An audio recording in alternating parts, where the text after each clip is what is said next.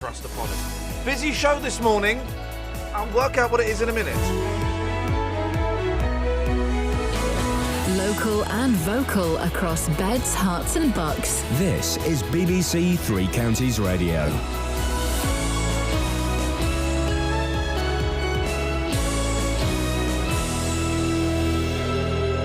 It's 6 o'clock. I'm Simon Oxley. The headlines: Bedford babysitter jailed for abusing children in his care, Cameron to chair Cobra meeting on Calais, and Harvard Chibola sets up Ashes Test victory. BBC Three Counties Radio. A babysitter from Bedford who sexually assaulted the babies and toddlers he was supposed to be looking after has been jailed for 18 years. Luton Crown Court heard 21-year-old Clint Gilbert was looked on as a trusted friend by the children's parents. More from Tony Fisher. Gilbert committed offences on 7 children ranging from babies to 5-year-olds. Some of them he abused while they slept. One of his victims was a 3-month-old baby girl who he took pictures of as he assaulted her. In sentencing, the judge told him his behaviour had been depraved and that what he had done amounted to a gross breach of trust. A meeting of the government's Emergency Cobra Committee will be chaired by David Cameron this morning as he and his ministers try to find ways to deal with the effects of the migrant crisis in Calais. More from Ross Hawkins. One of Minister's top priorities will be considering how some 6,000 lorries stacked on the M20 could be moved onto other sites. The Ministry of Defence is examining whether its land could be released, although sources dismiss reports that service personnel were poised to play any significant role. The use of other locations, including the disused Manston Airport in Kent, has also been discussed. Politicians and officials alike know they must both act and be seen to be taking control. The M1 is closed northbound at Junction 14 for Milton Keynes to Junction 15 for Northampton following an accident. The Highways Agency say the motorway should reopen at 7 o'clock.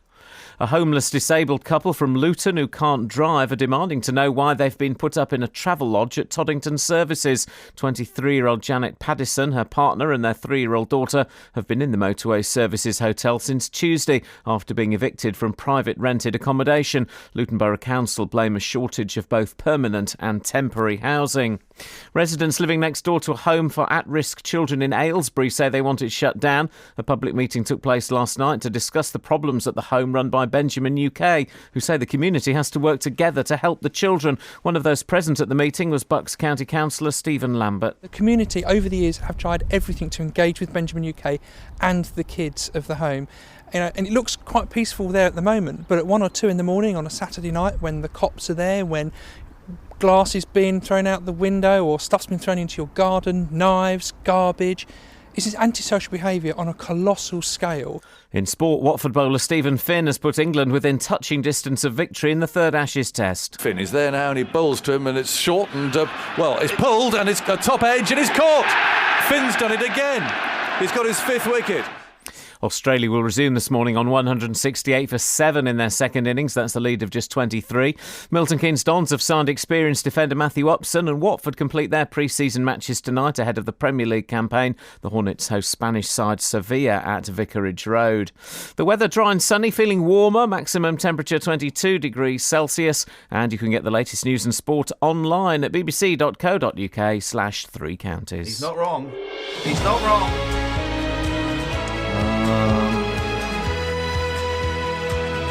Who's been playing with my knobs? Kelly, you're in here. What's that mean? No, I know I don't sound right. What's... Oh, has someone turned my microphone around? Who would do that? What cold-hearted would do that? What an absolute... Unbelievable. Hey! Look at that, it's Radio 2 broadcasting star Justin Dealey having a growler and he's doing the coffee beans. Yeah, I love a cup of coffee, please. Morning, guys. Iain Lee, BBC Three Counties Radio. It's Friday, so no one really cares. Oh. Across beds, hearts and bucks. Look at This is BBC Three Counties Radio. People complain. Keith Hutchinson on Facebook. People complain, Kelly. It's great to have you back, by the way, Kelly. Thank you, player. People complain about the weirdest things on Facebook. But Keith don't like me, and that's fine. Iain Lee, you lied. You said a while back that you deleted the recording of The Littlest Lobo. Huh? You didn't. You played it again this morning when you were lost for what to do next. That's the only reason I play it. It buys me 1 minute 47 of thinking time. Your show is rubbish without Catherine Boyle and only saved by Kelly Betts. Time you went, the sooner, the better. I replied. Several points. 1, I did delete it. That's true. You did. I witnessed. 2, I've been playing it off YouTube. It's true. I can do that now in this new studio. 3, really? Who cares? 4, it's all theatre. And 5, no one misses Catherine with a K more than me. Trust me, it's called a team. And sadly for you, Keith, looks like I'm going nowhere for a long time. My suggestion, listen to something else. Yeah, taught him a lesson. You did. Contract's going to be up for renewal. So, he could be right. He could have a point. We just don't know. All the music today comes from records. So, here's a record. That's the needle. There we go. Creedence Clearwater Revival doing Through the Grapevine. I've not heard this. It could be absolutely right.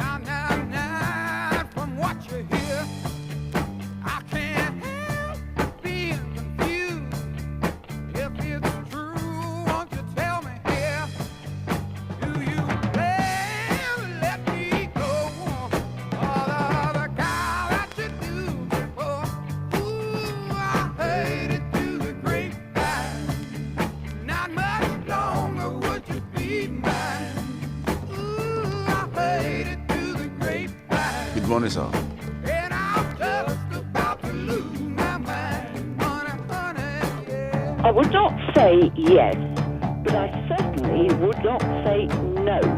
That's old news.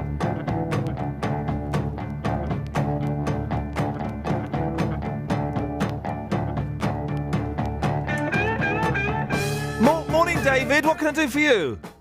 Hello. Hello, David. Well, I'm busy. I'm doing a radio show.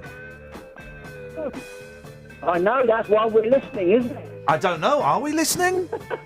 Are we even here? That's the question. Well, great call, David. Hello?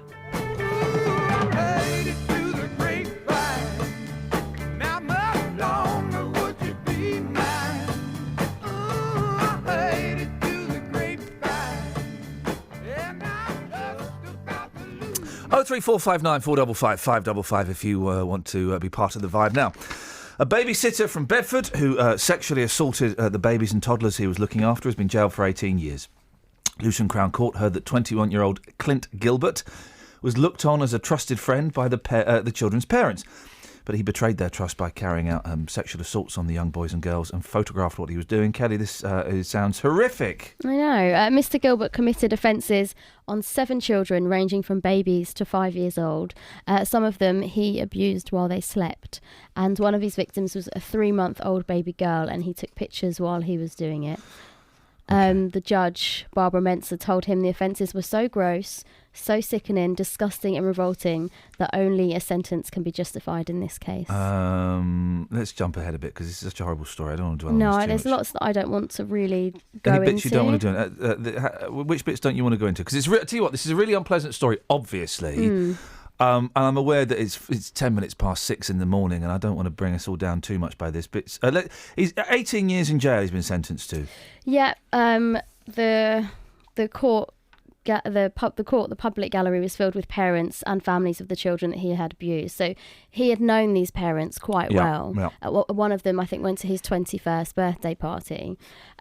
His name will now go on the sex offenders register, and he was also made. There's a lot that I just don't. Basically, there's a really unpleasant about. Man that did some really unpleasant things, and he's going to prison for a long time. And the detective constable Tanya Shotbolt, there's a name, said this significant sentence shows the gravity, 18 years in jail, of offences committed by Mr. Gilbert. The trauma he's inflicted on his victims and the families is despicable. I'd urge any victim of sexual offences to contact the police. Child safety is a priority for Bedfordshire Police. There we go. Yeah, I mean, the judge said that some parents were faced with the dilemma of whether that they should tell their children what had happened to them while they slept because they were very young, or do they say nothing? Well, that's there's a decision. Call me now. Don't. That. If you do want to call, it's Friday. Do you know what? It's Friday. There's a Friday kind of. I'm really tired. I've got a busy weekend coming up. I'm projecting. So I'm a little bit. Hey, can you talk about what you did last night? Yes, I can. I couldn't get to sleep, so when I can't get to sleep, I didn't mean that. Oh, you mean what I did yesterday when I was on Celebrity Pointless? Yes. Celebrity. What do you want to know? What happened? Nicholas Parsons got locked in my toilet. That is true. Yeah. I'm in my dressing room, and Nicholas Parsons wandered in. This is what I'm looking for. I went, all right, Nick. And he went into my toilet, and then he got locked in there. And he was in there for ages, and the door handle was going. And it was such a weird day. I was talking to Keith Chegwin. Of course. And we went, Nicholas, you're right in there. No, I can't undo the lock. And Keith Chegwin had to undo the lock from the outside. That's nice. Cheggers rescued Nicholas Parsons. It was like being in light entertainment hell. I'll tell you who's on the teams, and then I'll tell you a little bit later on how well I did, or otherwise. So it's me and Keith Chegwin. Yep, dream team. He's tiny. Smaller than me? Yeah. Really? No. What, like... He's small. Okay, he's tall. Oh. Rav Wilding and Lisa Maxwell from the Loose Women. Oh, yeah. You don't know who she is, do you? She's nice. She's very nice. I liked her. I liked all of them, apart from one. Nicholas Parsons and Helen Lederer. Oh, yeah. Do you know who they are? Nope. Okay. And Michelle from Liberty X. Yep, and know that Anthony Costas from The Blue. The Blue, yeah. They were there. Can I say the one that I think you don't like? Please. Costa. Okay, that's your opinion. I'm not gonna put it out there. I'm not gonna give the answer. Am I right? A bit. No, don't say that. It was, and it was weird because Pointless is one of those. I don't really watch Pointless, but I've seen it. I'm aware of it, and it was like being Mike TV and Charlie in the Chocolate Factory. Suddenly, It's like you wake up from a dream. You go, oh, flipping it, man! I'm in the telly. I've stepped inside the telly. It was very weird. The fella, the computer boffin. Here's a bit of inside information, guys. You know, there's a boffin who sits by a computer. His computer's not even turned on. It's not even charged up. He couldn't turn it on even if he wanted to. But he's massive. He's bigger than me, and he's got giant causeway fingers, giant fingers, hands the size of giants. So I tell you what we'll do. We'll get Dealey up in a bit because there was a question that there was one question where, in retrospect, I gave a massively racist answer to, although it was not my intention. Right. Didn't think, well, I'm going to go on Pointless and get my agenda across. Going to start broadcasting the truth. I just said something that was completely inappropriate, and they have to use it in the show because it's an answer. And then there's a question later on in the game, I bet Justin would have got. And I was thinking, I wish Justin was here to help me with this one. All that and less coming up after this. Travel news for beds, cards and bugs. BBC Three Counties Radio. On the M1 northbound, there's been an accident between junction 14 for Milton Keynes and 15 for Northampton. It was in the early hours of this morning, but it's closed at the moment for investigation work, so the diversion is via the A509 into Milton Keynes and the A5 north to Old Stratford, but that's looking very busy past road on the way back up to the M1.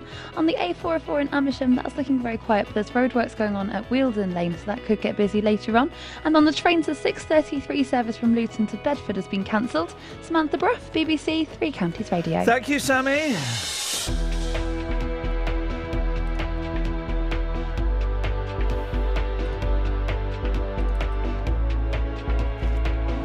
(6:16). It's Friday, the 31st of July. I'm Iain Lee. These are your headlines on BBC Three Counties Radio.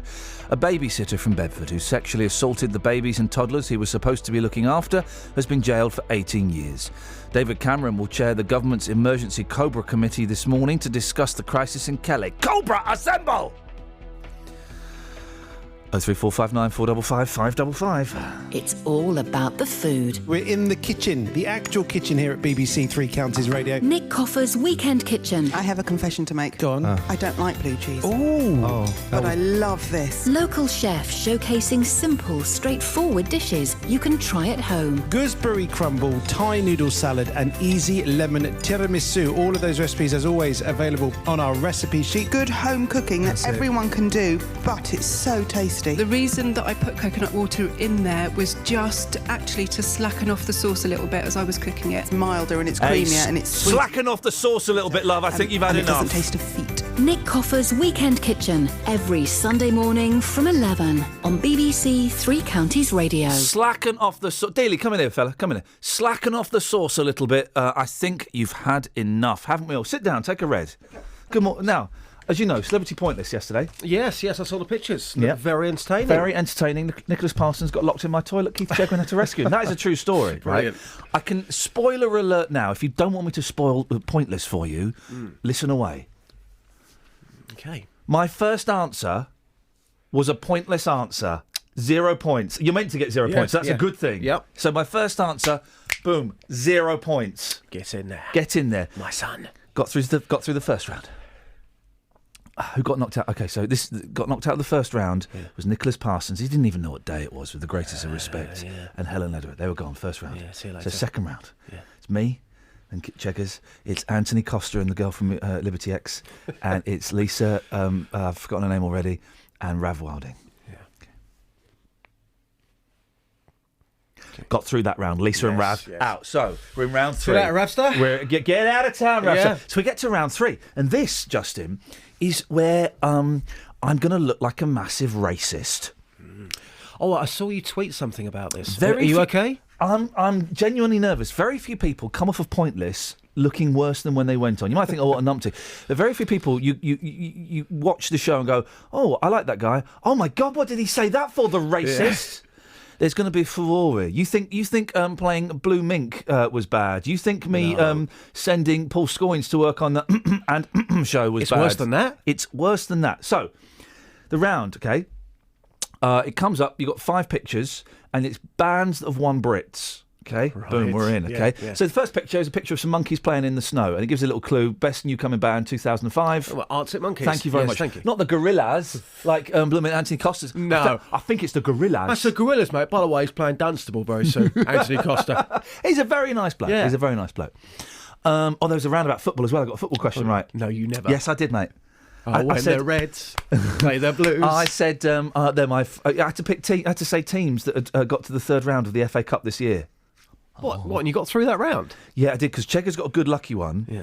And I was going to say Luton Town, and Luton Town would have been right, but I wasn't sure if it was 2014 or 2015. It would have been last year. You'd have been wrong. Beautiful. Well, I said my favourite football team. I always go and watch them when I'm up north. The Arsenal. got to know. Anyway, so there's a best international group 1987. It's a picture of an arm with some bangles on. Would that be the Bangles? Correct. Yes. Okay. Best video 1997. Right. It's a picture of 2 Indian-looking girls Asian girls. Yeah, 1997, yeah. In what is obviously an ethnic shop, a shop of ethnic origin. Yes. So I went, I was thinking, I'm doing the maths, I was working in local radio. Corner shop. Yeah. Brimful of Asher on the 45. The thing with this, you've got to get the lowest points. So the one that least bids, I went in there. Checkers, I got this. Checkers, trust me on this one. Corner shop. Okay, and they go, right, corner shop. And then so it goes, then they get their answer, and then it goes to the thing. And as soon as it came back to me and they were about to reveal it, I went, oh no! Because if you look at the picture carefully, it's not just any old ethnic shop of ethnic origin. A couple of Indian girls next to some spices. You said the Spice Girls. No, it was the Spice Girls, and I said corner shop because it looked like, that's what corner shop looks like. Yeah, it was the Spice Girls. So what? But I can understand why you said that. But you, I get it. Corner shop, one hit wonders, great track. From what you're telling me, if what you're telling me is true, and I've got no reason to doubt you. No, sir. I don't think that is borderline racism at all. Okay, well, I thank think you. People who know music would get you. I've got. I tell you what, play a record. I've got a question I want to do at half past. Yeah. We got through to the final. Me and Keith Checker, when we got through to the final, we didn't win the prize money for Macmillan. We're going to give it to Macmillan, but we didn't win the prize money because the questions we got were flipping hard. Yeah. As the answers were coming up, I actually thought of what a winning answer would be, and it turns out it was. And I'm going to put it to you in a second. Okay, no problem. It's a musical question. Love it. And I think you. I'll be quiet.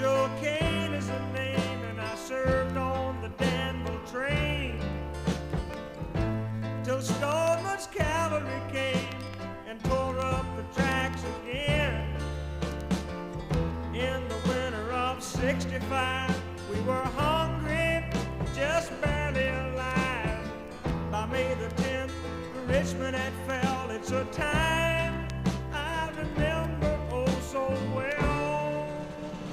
The night they drove old Dixie down, and the bells were ringing. The night they drove old Dixie down, and the people were singing. They went.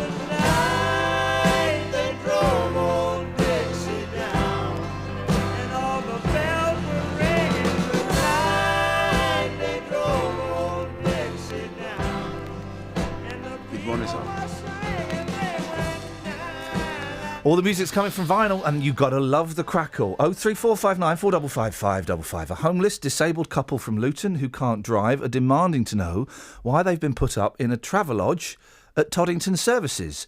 23-year-old Janet Paddison, her partner Reese, and their daughter have been in the Motorway Services Hotel since Tuesday. Have you ever stayed in a Motorway Services Hotel? Yes, I was there yesterday as well. They're grim, aren't they? Absolutely they are horrible. Grim. They got evicted from their private rented accommodation, as well as having no cooking or clothes washing facilities.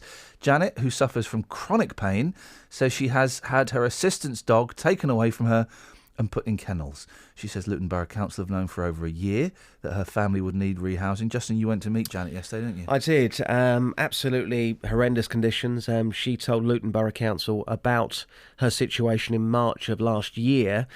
She suffers with fibromyalgia, which she will explain in this piece. So I went to meet Janet, her partner, and her daughter yesterday at Toddington to find out what the situation was and why it's got this far. Here's what she had to say. Well, Janet, let's just move along here for a sec. You're, wow, this is where you're living right now. So you've got a double bed where you and your partner sleep, and you've also got a bed in the corner for your young daughter. How old's your daughter? She will be 4 in August. Just tell us why you're in this situation, why you're in this hotel room right now. My landlady wanted to sell the property I was in for 3 years. Unfortunately, I'm unable to find anywhere privately due to financial circumstances. I lost my job in September 2014 due to health reasons. Do you want to sit down? Because I know you're in some discomfort already. That's okay. Tell our listeners more about your condition as well. It affects my daily life. So it's a chronic, widespread pain that affects the nervous system as well as your mental health. I suffer severely from depression and anxiety. My pain medication still never keeps my pain actually under control. I can be bedbound some days. And being here in this hotel room, you've had your dog taken away from you, which was a great help to you. Can you tell us more about that as well? Yeah, he's my assistant's dog. I've had him for 7 years, since he was a puppy. He's grown up with me in my life and understands my medical conditions without training. He has learned over the years commands. So if I do fall on the floor, I physically cannot get up. He will come over to me if I call him, or even if I don't need to call him, he will be there by my side and help me physically get up. He's also there for my mental illness, with my anxiety especially. I don't even need to call him. He will be by my side and he will stop me from having an anxiety attack. Could I just pick up on something you said there? You said that your dog would help you get up. How does that work? If I, because my legs are very, very sensitive, I can fall down basically at any time. If he's not with me in that room, I can then call him. He will come to my side. He will stand there very, very still and strong, and I can, if I can't pull myself up, he will sort of try and push me up or pull me up as best as he can. You can't go anywhere because you're not going to start walking down a motorway. So you're effectively stuck here in this hotel room. Luton Borough Council, what would you like to say to them? What's your message to the council about the situation which you, your partner, and your young daughter are currently in? I just don't understand why they've had to let it get to this point, knowing fully aware for over a year of my circumstances, being updated on my behalf. I have told them, so they have been always fully aware of my circumstances. Yet I'm still being put in a hotel room. I do understand they have a shortage, but maybe they should reconsider what they're spending their finances on. Travel news for beds, cards and bugs. BBC Three Counties Radio. The M1 has been closed northbound between junction 14 for Milton Keynes and 15 for Northampton because of accident investigation work that's going on there. There's a diversion via the A509 into Milton Keynes, then on the A5 north to Old Stratford and past Road, but it's looking very busy at the moment, still approaching the M1 there. It's hoped that it will open again by 7 o'clock though. On the A406 North Circular Road southbound in Park Royal, it's starting to get very busy between Abbey Road and the Hanger Lane Gyratory, and in High Wycombe on Marlow Hill there's roadworks at Wordsworth Road, so that could get busy as it starts to get into the rush hour. On the trains, the 6:33 service from Luton to Bedford has been cancelled. Samantha Bruff, BBC Three Counties Radio. Across beds, hearts and bugs. This is BBC Three Counties Radio.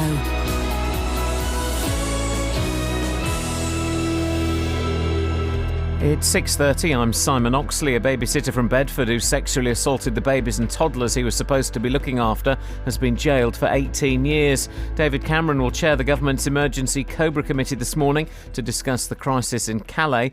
And a homeless disabled couple from Luton who can't drive are demanding to know why they've been put up in a travel lodge at Toddington Services on the M1. Three Counties Sports. BBC Three Counties Radio. Hertfordshire bowler Stephen Finn has put England within touching distance of victory in the third Ashes Test. Australia will resume this morning on 168 for 7 in their second innings. That's a lead of just 23, with Watford's Finn taking 5 wickets so far on his return after 2 years out of the Test team. No one goes through their career without having ebbs and flows, without ups and downs, and I've had a down, and this day is certainly an up. So, I'd rather think about today than the past. To do it in an Ashes Test match means a whole lot more.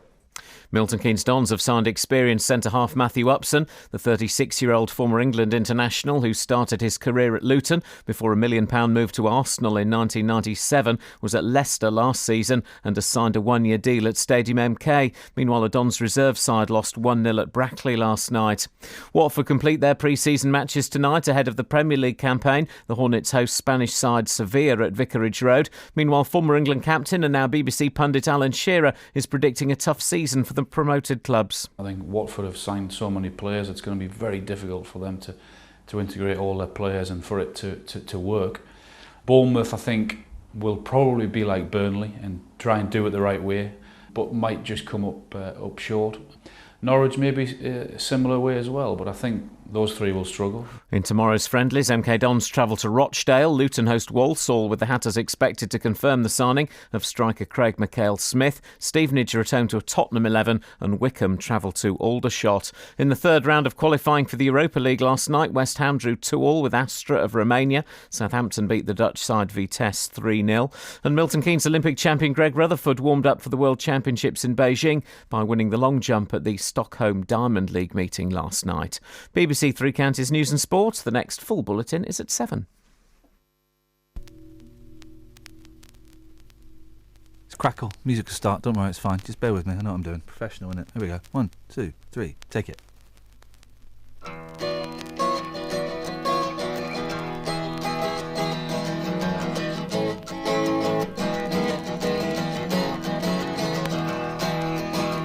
Woke up, it was a Chelsea morning, and the first thing that I heard was a song outside my window, and the traffic wrote the words.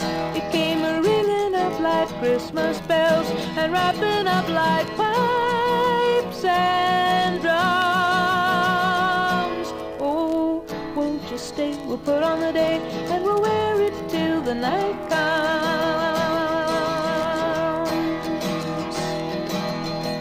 Woke up, it was a Chelsea morning, and the first thing that I saw was the sun through yellow curtains and a rainbow on the wall. The red, green and gold to welcome you, crimson crystal beads to beckon. Oh, won't you stay? We'll put on a day. There's a sun show every second.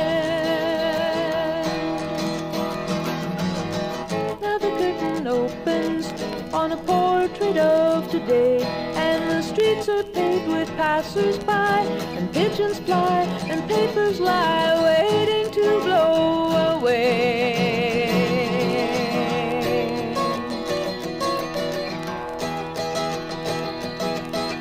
Woke up, it was a Chelsea morning, and the first thing that I knew, there was milk and toast and honey, and a bowl of oranges too, and the sun poured in like butterscotch and stuck to all my senses.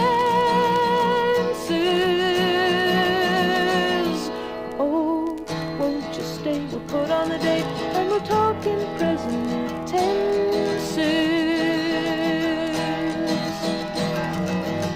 When the curtain closes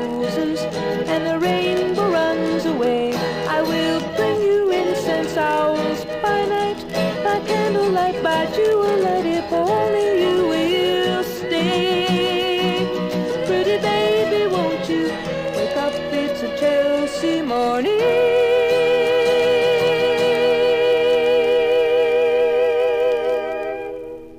Thank you very much, Johnny Mitchell. 03459 455 555 is the telephone number if you want to give us a call. Not really got much of a vibe today, so we're just gonna bluster through it, and we'll never mention this show ever again. It's as simple as that. I don't know what you can't have gold every single day, guys. For crying out loud, that would be outrageous. I tell you what, you can get gold though every single day if you pay £79 a year. It's the brand new Jeremy Clarkson show. Something sounds completely to cock in my ears. It doesn't sound right, does it? Doesn't sound right. There's something very weird has happened in this studio. Top Gear. Well, I'll persevere, but it's distorting in my ears, even though it's not peaking. So we'll see. Top Gear stars Jeremy Clarkson, James May, and Richard Hammond will park clever their new car show on the internet in a 3-year deal believed to have netted them £6 million each. What? But the £79 fee to watch just one series will come as a bombshell for fans. Well, not really. It's just one of those.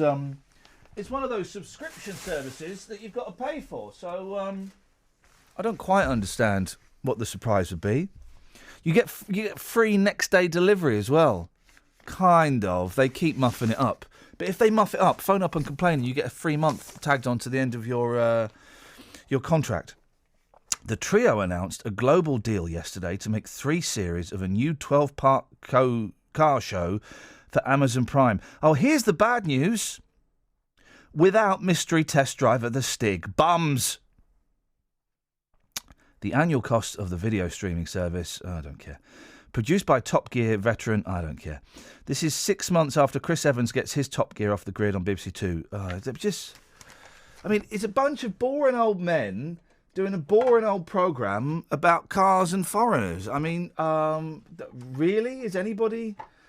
They're doing it because not many people use Amazon Prime, and they're hoping that people will go, oh, flipping it, the racist fella and the midget and the beer man, they're on Amazon Prime. We should get that. £79, brilliant. Get it.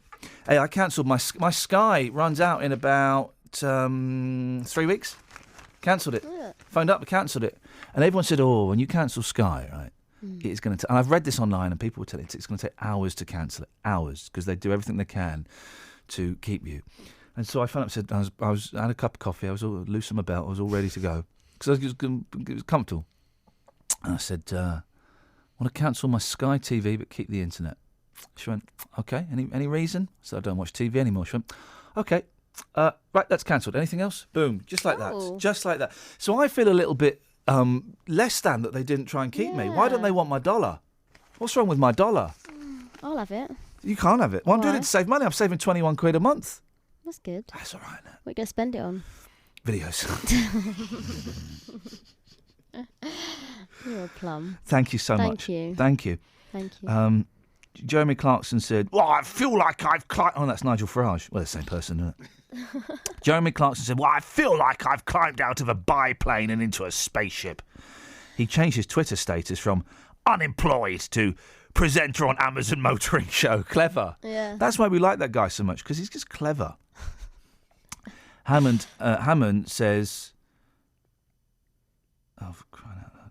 Do the voice. Hammond says... Amazon? Oh, yes. I've been there. I got bitten by a bullet ant. James May, 52, joked, well, we've become part... I've never heard that man speak. All I've seen is a picture of him drinking a beer. Does anyone like this rubbish? The thing about Hammond is you can't see him very well. Not because he's tiny, but it's because he's crawled up Clarkson's bum. He's just up there. Oh, Jeremy, what are you doing? I'll do that. Yeah, I'll do that too. I nearly died in a... Don't talk about the car crash. Sorry, I nearly died though. The show does not have a title yet. This is just the most... I mean, Amazon boss, Jay Marine, knows my nickname at school, said his customers wanted to see the trio return. He added, we're excited... I can't do his voice. We're excited to make that happen. Our approach is to give program makers creative freedom. They're just going to test cars. We can't wait to see what Jeremy, Richard, James and the team will create? Well, it'll be a programme about cars that's a little bit offensive, but just on the right side of it. Amazon outbid Netflix and ITV. I'm trying to find the interesting part of this story. Oh, yeah, here it is. The Top Gear threesome parted company of the BBC after Clarkson was fired for beating up someone. I mean, that's how we reward bullies in this industry. Well, look at me. Flying high, literally. Literally high at the moment. Literally so high. He allegedly called his colleague an Irish car. Oh, my gosh. On your watch as well, that would have been, Kelly. And told him he'd have him fired. Timon is still employed by the BBC. Clarkson is not. Hey, I have a question. Hello, my darling. If you say something really dodge and I'm in the toilet, who gets in trouble? Well, you should never leave a studio unattended. You know that. But it would be Danny. Okay, Why me? Because that's where I'll be when that happens. Okay, well, off you go. What if you say something? Danny, what if you say something when I kick you? What? Where? In the cojones. Oh, that'll be your fault then. Exactly. I saw you there, just standing there. And I thought I was only dreaming, yeah. I kiss you then once again. You said you would come and dance with me. Dance with me across the sea. And we can feel the motion of 1,000 dreams. Doctor, doctor, can't you see I'm burning, burning? Oh, doctor, doctor, is this love I'm feeling? Ships at night give such delight. We all leave before morning light. Please don't go. No, please don't go. 'Cause I don't want to stay here on my own. Oh, doctor, doctor,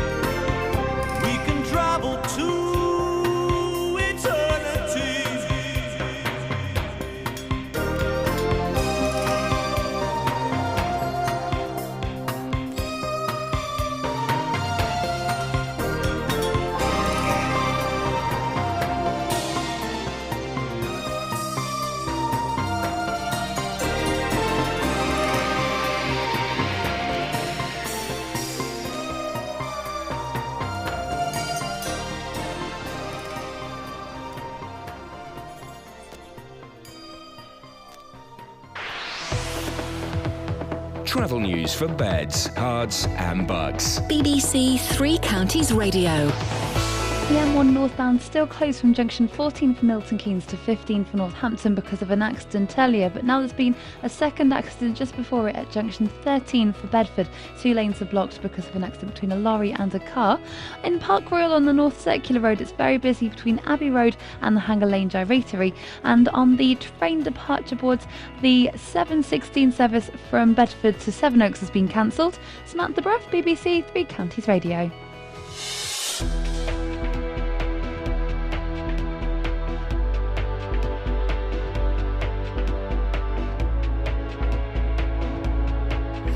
Thank you, Sammy. These are your headlines on BBC Three Counties Radio. A babysitter from Bedford who sexually assaulted the babies and toddlers he was supposed to be looking after has been jailed for 18 years. David Cameron will chair the government's emergency Cobra meeting this morning to discuss the crisis in Calais, and a homeless disabled couple from Luton who can't drive are demanding to know why they've been put up in a hotel at Toddington Services on the M1. Beds, Hearts and Bucks weather. BBC Three Counties Radio. Hello, very good morning to you. It's a noticeably chilly start to the day today. It's not going to feel much like the last day of July as soon as you step outside the door, but soon it will turn into a lovely summer's day, actually. There's lots of sunshine around. The temperature's going to pick up very nicely, and by the time we get to the end of the afternoon, we're back up to where we should be now at this time of year. So we've got some warmer air coming in from the south, and we're probably looking at highs today of around 21 or 22 degrees Celsius, which is really quite respectable now for this time of year. Lots of sunshine around today, a bit more fair weather cloud here and there this afternoon, just a light southerly breeze, and any cloud that we do see this afternoon will tend to melt away into the evening, so a lovely Friday evening to come. Overnight tonight, it's going to feel quite cold again, but not as chilly as last night. Clear skies and all that, staying dry, of course, light winds. Lows probably just staying into double figures in many of the towns. Lots of sunshine around tomorrow morning, probably turning cloudier for a time tomorrow afternoon, but it should stay dry. Temperatures once more up to around 21 or 22 Celsius, maybe even 23, depending on the cloud amounts really. Sunday's going to feel even warmer, temperatures by then up to the mid to possibly the high 20s. We've got some warmer air coming in from the south. It will start to feel quite muggy as well probably by the time we get to Sunday. The warmth, probably the sunshine lasting until Monday, and from there on in it looks like it's going to turn quite showery and quite breezy for much of the rest of the week. That's the forecast. BBC Introducing. Are we feeling good? Tomorrow night, BBC Introducing is live from Standon Calling. So, welcome back to the BBC Introducing stage. To celebrate the 10th anniversary of this great event, we've got a BBC Introducing stage at the festival, and we'll bring you all the highlights and live performances from across the weekend. All right, check it out. We're going to try something now. This is a kind of new song. Break this world and let my bodies become. Listen to BBC Introducing at Standon Calling. You have a whole weekend full of fun. I'm so grateful to be here. Thank you to the BBC Introducing team. Standon Calling, tomorrow night from 8 on BBC Three Counties Radio. Jeez, big up yourself, Patrick. Morning, Iain. Good morning, Patrick. How's it hanging? Yes, thank you very much for asking. When people ask that question, are they talking about your what's it? I don't know, but I always just say very well, thank you, because I don't quite understand what it means. I'm glad you don't, because it's one of those things I don't quite understand what it means. I think that when they say how's it, I think they mean you what's it, but it's one of those unwritten things that no one ever discusses it. We're all supposed to just know it. Well, this is it. I'm 48 years old, and if I ask now, it'd make a mockery of all the times I've said fine, thank you over so I think it's just better left unsaid. Then let's leave it unsaid. What have you got for us, Pat? Well, not a lot, actually. It was just a question. I wanted to know how it went yesterday on Pointless for you, but apparently you let people know this morning, but I didn't hear you. It was me and Keith Chegwin, and we won, but we didn't win the prize money. We got to the last round. All right, here we go. This is the question in the last round, OK? Keith Chegwin didn't want to choose soap operas, so we chose diamonds. Flippin' heck. Nice one, Keith. Here's the question. We had 60 seconds, OK? A top 40 British single that's got the word diamond in it.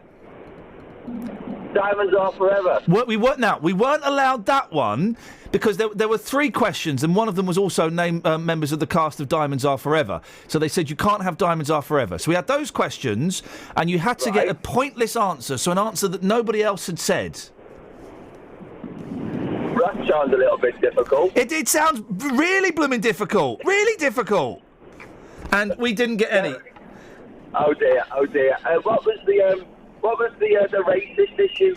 Well, it wasn't massively racist, but it was a little bit racist. There was a picture came up, and you had to guess what the band was, right? A couple of Indian-looking girls in an ethnic shop. I said corner shop. Right. It wasn't. It was the Spice Girls. Easy mistake, I'm assuming.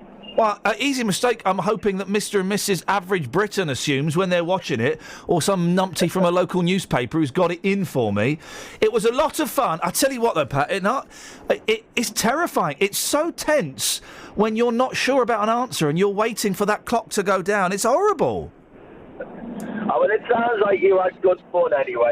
Patrick, we had a lot of fun, thank you. And Keith Chegwin is an absolute a delight.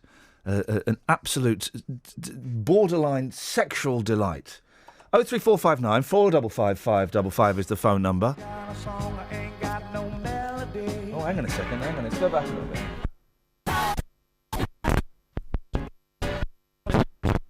bit. There. Sweet. I've got a song, I ain't got no melody. I'm gonna sing it to my friends. I've got a song, I ain't got no melody. I'm gonna sing it to my friends. Will it go round in circles? Will it fly high like a bird up in the sky? Will it go round in circles? Will it fly high like a bird up in the sky?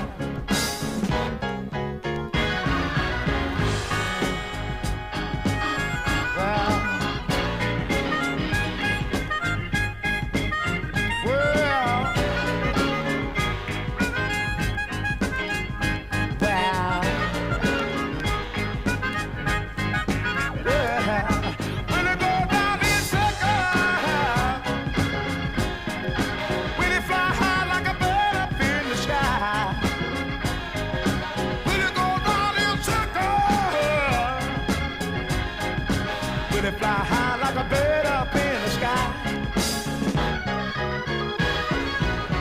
I've got a story, ain't got no moral.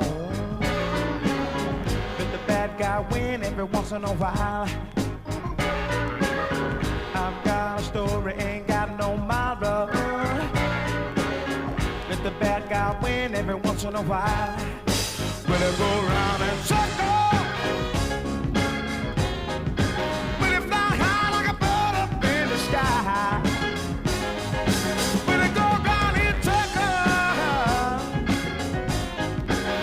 Fly high like a bird up in the sky. Ooh.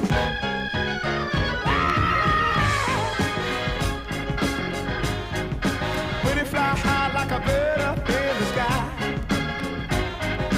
Will it go down in circles? Will it fly high like a bird up in the sky? Go down in circles. Will it fly high like a bird up in the sky? Will it go down in circles? Will it fly high like a bird up in the sky? Woo!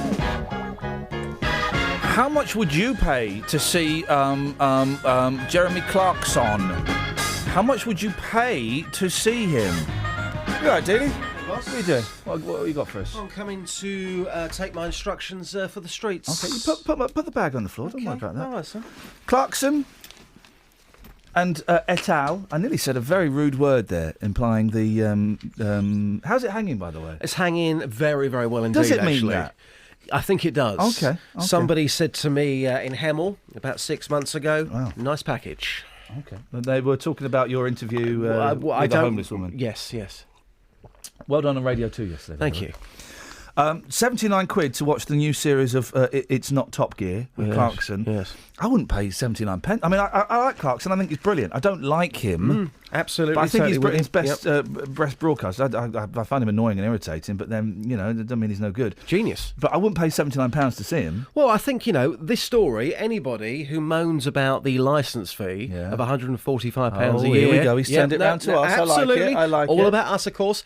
How can you moan about the licence fee for £145 when this will cost you £79? Anybody who's buying that has got no right to moan about the licence fee. I have this package, the Amazon Prime package, and I'll be honest, there's a lot of old rubbish on there. Yeah. And you're tied in for a year.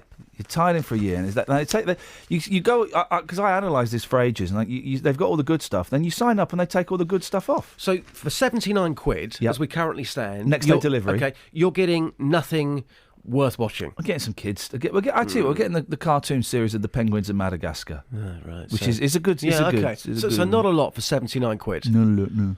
So I'll take this to the streets. How much would you be prepared to pay to watch Clarkson? £79. I mean, you've got to be a hardcore fan for that, haven't you? Surely. It sounds like a good one, Justin. Can you take it? I will do. You and your record player. I'm riding the vinyl. Woo. Here we go. Thank you.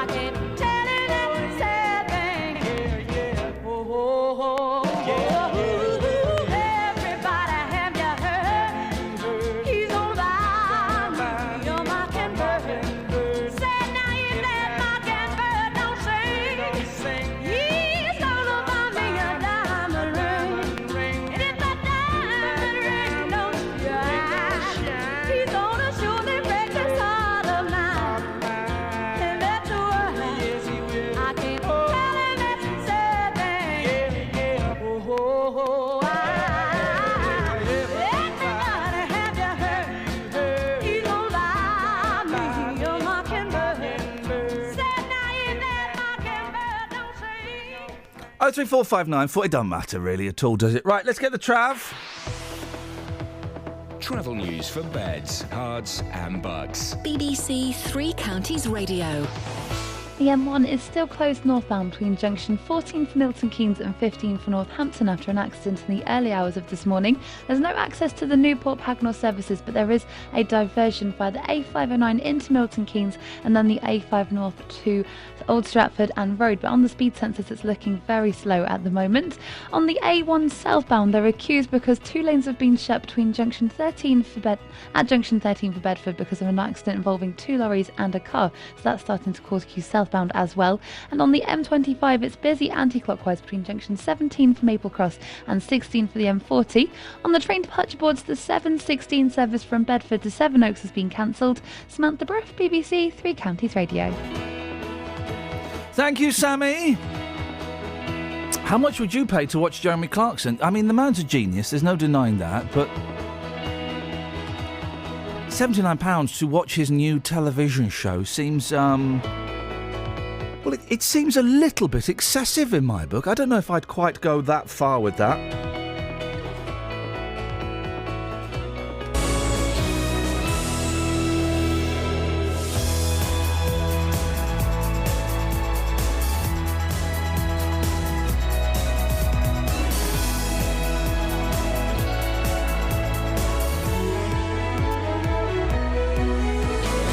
Local and vocal across beds, hearts and bucks. This is BBC Three Counties Radio.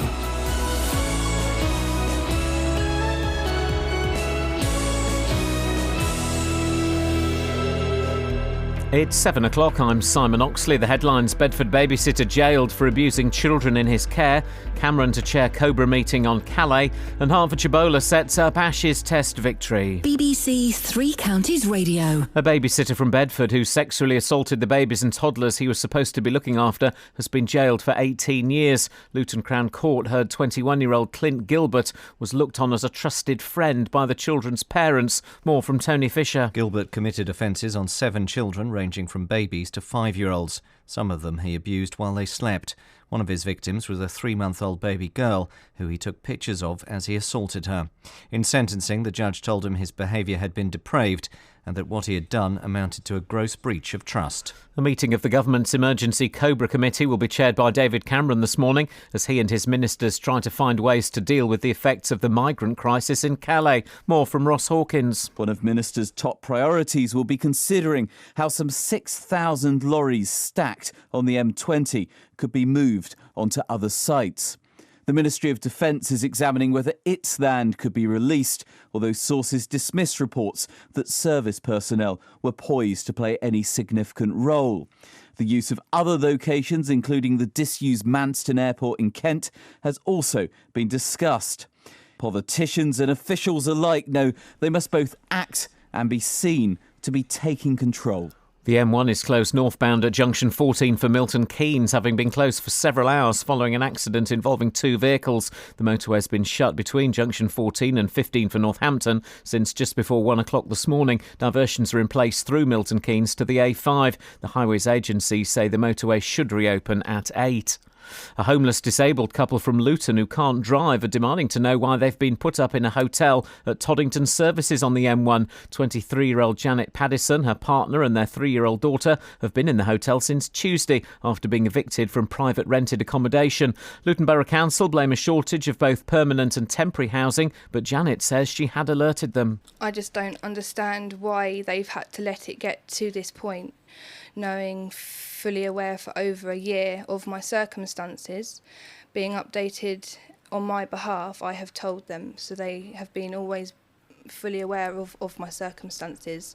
Residents living next door to a home for at-risk children in Aylesbury say they want it shut down. A public meeting took place last night to discuss the problems at the home run by Benjamin UK, who say the community has to work together to help the children. Resident Joe Perkins says they've had to put up with 9 years. On a daily basis, we have to put up with the children shouting, banging, swearing, creating mayhem outside the front and the rear of my property. So yeah, it's a daily problem for us. In sport, Watford bowler Stephen Finn has put England within touching distance of victory in the 3rd Ashes Test. Finn is there now and he bowls to him and it's shortened. It's pulled and it's a top edge and it's caught. Finn's done it again. He's got his 5th wicket. And Australia will resume this morning on 168 for 7 in their second innings. That's a lead of just 23. The weather dry and sunny, feeling warmer. A maximum temperature today 22 degrees Celsius. And you can get the latest news and sport online at bbc.co.uk/3 counties.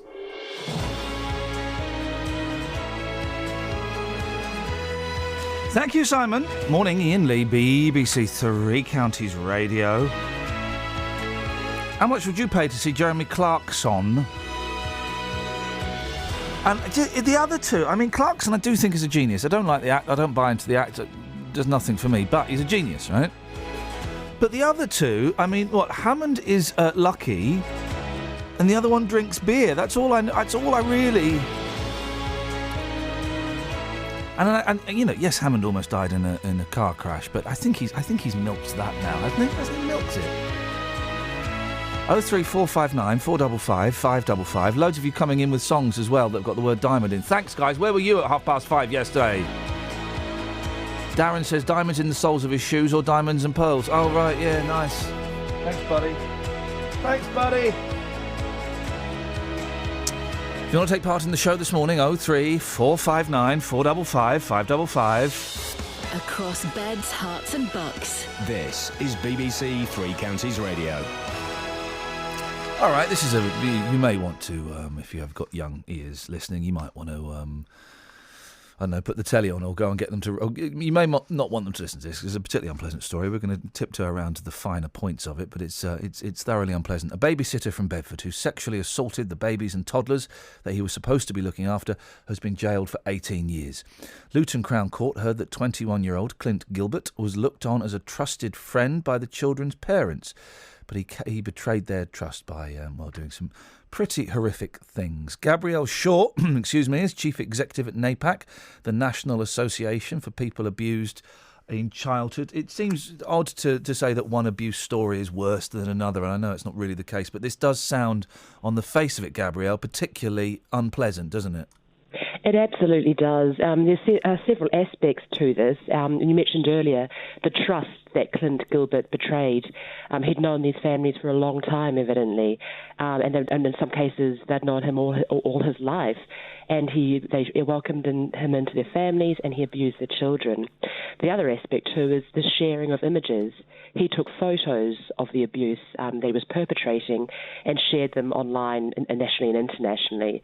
So abuse in all senses, just dreadful. And that's the thing, isn't it? Because it's not like just some stranger that they invited in. It's not that they found a random babysitter online or something. It was someone that they thought was a family friend. And that's what makes this particularly terrifying for me. Yeah, absolutely. And this shows the grooming side of things, that he betrayed their trust. And so I think as parents, you'd feel, well, who can I trust? If this is a trusted family friend who I leave my children with, you start to look at everyone. Are they going to hurt my children? But I think it's really important that the parents, in this case, and parents who may be in similar situations, don't blame themselves. I mean, this is something they couldn't have known about. Unfortunately, abusers don't wear badges.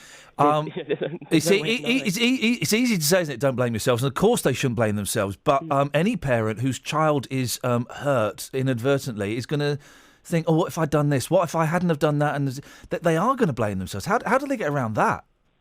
Yeah, and there's the range of emotion will vary from person to person. But there'll be shock, there'll be guilt, all of those emotions. But the important thing is how they move on and be there for the children now and into the future. And there are resources out there. There are organisations that have guides to how to deal with this. But the important thing is how, because otherwise, if this defines the child and defines the child and the family's life, that can be really difficult. So it's important that they get the help that they need as parents to deal with it, and then they can be there for their children. I thought I knew the answer to this question that I was about to ask you, then I realised that there is more to it. It makes it a bit more difficult. Some of these kids are asleep. Some of these kids are as young as 3 months old. So they are, at least on a conscious level, unaware of what happened. And I guess there is an argument as to, well, the discussion to be had is, do you tell that child?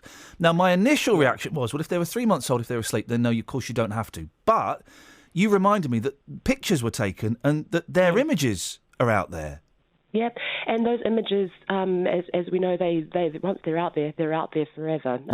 They're shared. There are networks of pedophiles and offenders who will share them, and so I mean, you have to do, I think, as a family, what's right for you. But I don't know if keeping this a secret could actually work. I think there's more constructive ways of dealing with it in a kind of a phased, age-appropriate way. But that's the dreadful part of this, is that the images, that's your image out there forever. What help would there be for the parents in coping with this and learning how to discuss this with their kids? Yeah, there's several good organisations out there. The NSPCC have really good resources on guides for parents on moving forward after abuse. Talking to local service, local authorities is another way forward, and also CEOP and the Child Exploitation Online Protection Centre have a Think You Know page. So really good websites and good information out there. So there is stuff information you can gain, and I would urge all the parents and families to read up on that and to help guide them. And one important thing, I know that some other radio shows and other radio stations will be making a huge sensationalist thing of this, and it was a friend of the family and it was a babysitter. Yeah. But it does happen. It happens too much. But we're not saying don't trust babysitters, don't trust your friends. It's not happening I don't want to downplay it now. I'm trying to choose my words carefully. Not every babysitter and every friend of the family is going to be a pervert or a paedophile. No, they're not. No, they're not. And I think the important thing is that parents trust their instincts. Yeah. That's a really important thing. And you can go too far the other way, can't you? Yeah. And just and never let your children out of your sight. But yeah, to trust your instincts and just be aware. Be aware is the important thing. That's an excellent way of putting it, Gabrielle. Thank you very much indeed. Gabrielle Shaw, Chief Executive at NAPAC. 03459 455 555 is the phone number. You can send me a text. 81333. Start your text 3CR. This is Iain Lee on BBC Three Counties Radio. So I don't like the tills in Tesco where you have to go and do it yourself. They're a little bit, well, I like... There was a weird thing that they've got these at the post office now, and I don't like going to the... Would you like to, sir, would you like to leave the queue and you can go and... No. It'll be quicker if you... It's not all about speed.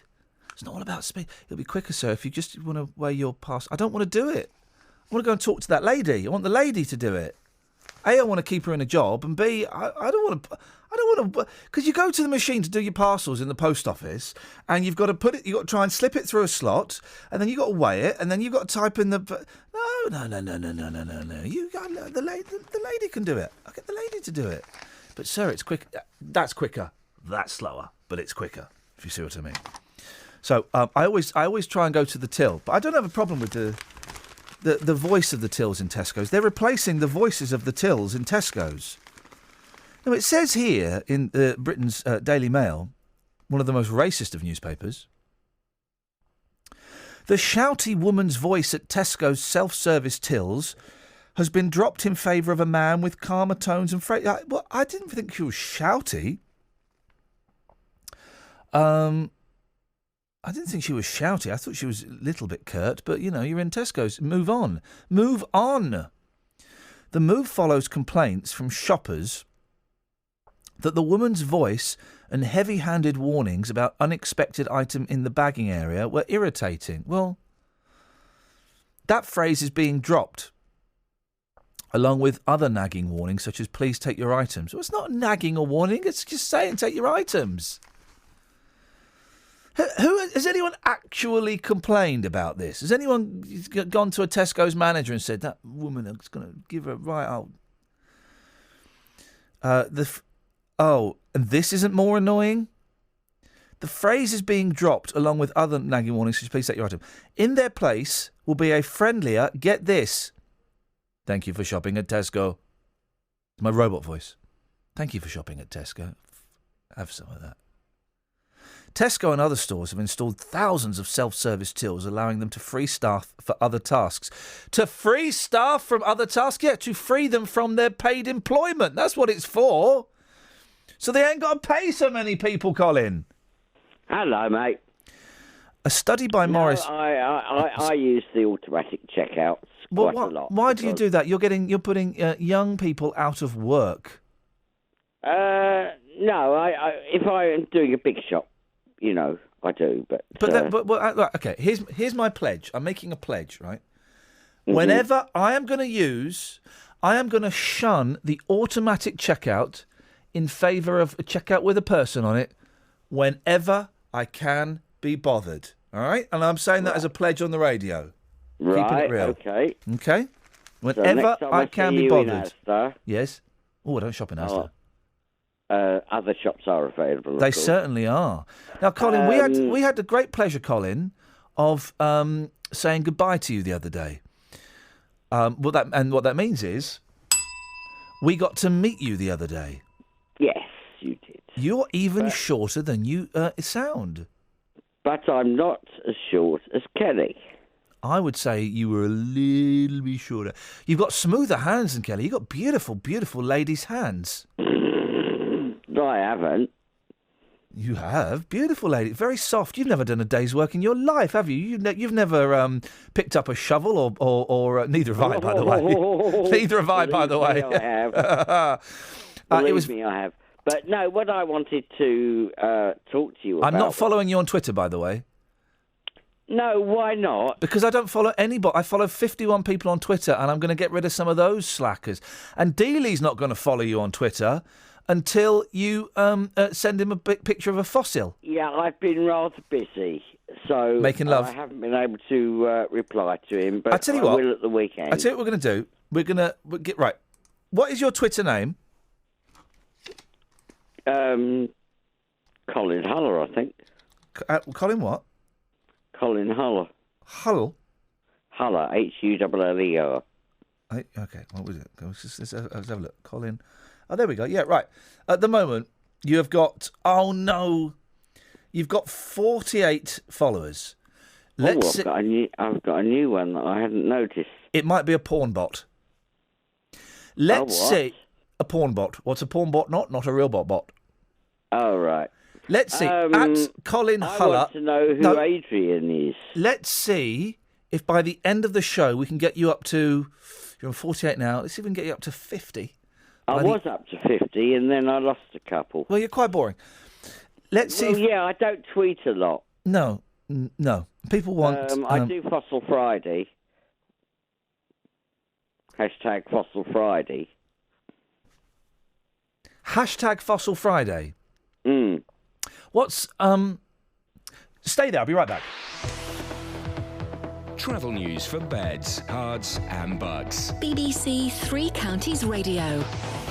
On the M1 northbound, it's still closed between junction 14 for Milton Keynes and 15 for Northampton after accident investigation work that's happening there. There's a diversion via the A509 into Milton Keynes, then on the A5 north to Old Stratford and past Road, but it's looking really busy on the speed sensors. Also on the M1 southbound, 2 lanes have been closed between junction 13 for Bedford towards Milton Keynes South. That's because of an accident. It's starting to cause 3-mile queues. On the M25, it's slow anti-clockwise at junction 17 for Maple Cross. And in Park Royal on the North Circular Road, there are queues between Abbey Road and the Hanger Lane Gyratory. Looking at the train departure boards, the 7:22 service from Luton to Brighton has been cancelled. Samantha Bruff, BBC Three Counties Radio.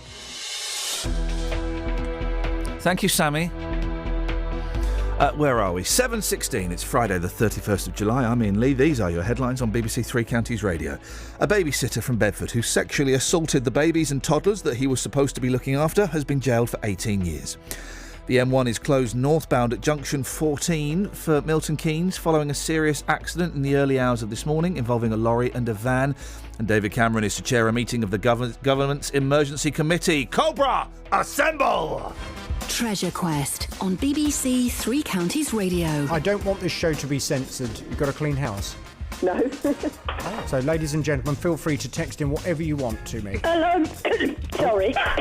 Dave here. Are you all right for all this? Gosh, I thought we were going to have our first live death. Saturday mornings from 9. I'm going to help the female section of the quiz this morning. All Les will do is just not let you have part 2. In a new feature, let's find out.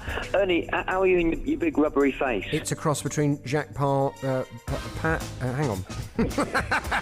Treasure Quest, every Saturday morning from 9 on BBC Three Counties Radio. I'm looking at Colin Huller's Twitter feed. Okay,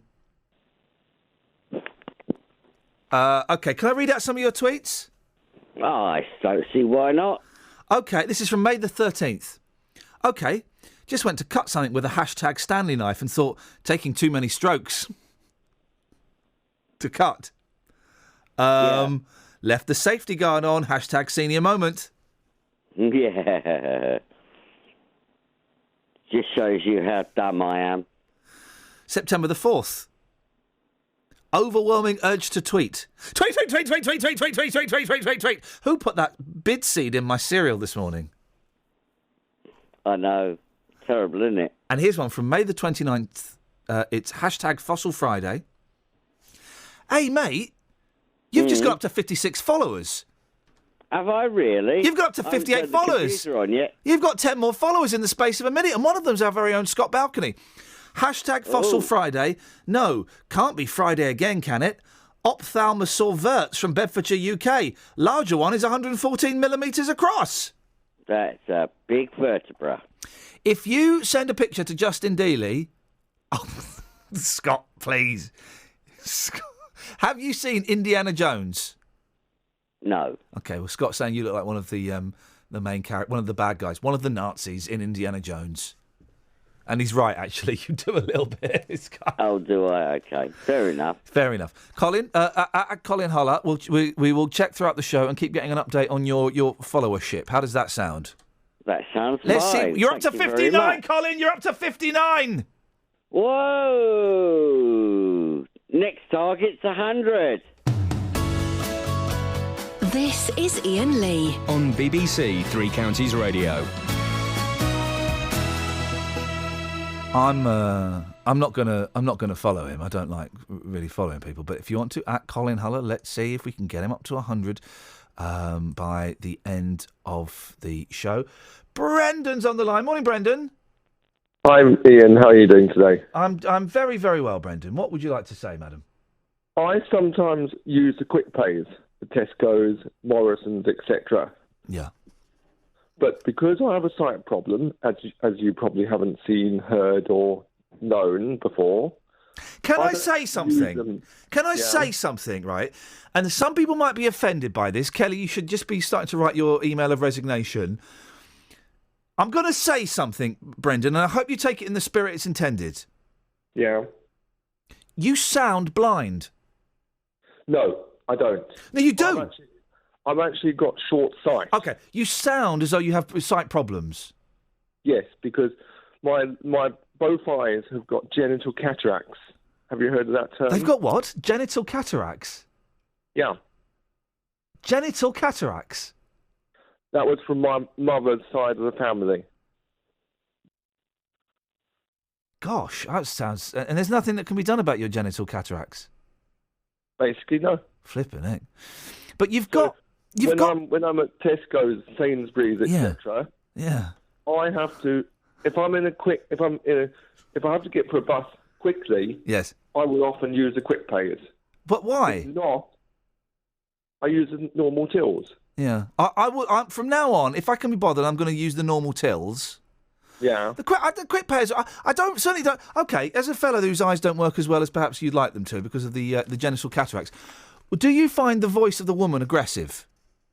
Not really. No. I find sometimes it helps because you can see. Well, it actually shows up on the system what you need to do. Yeah, exactly. So some people don't understand what the machine's telling you to do, and some people do.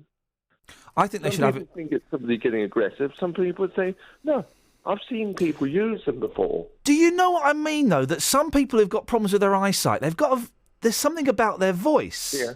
Do you know what I mean? Who's that? Someone?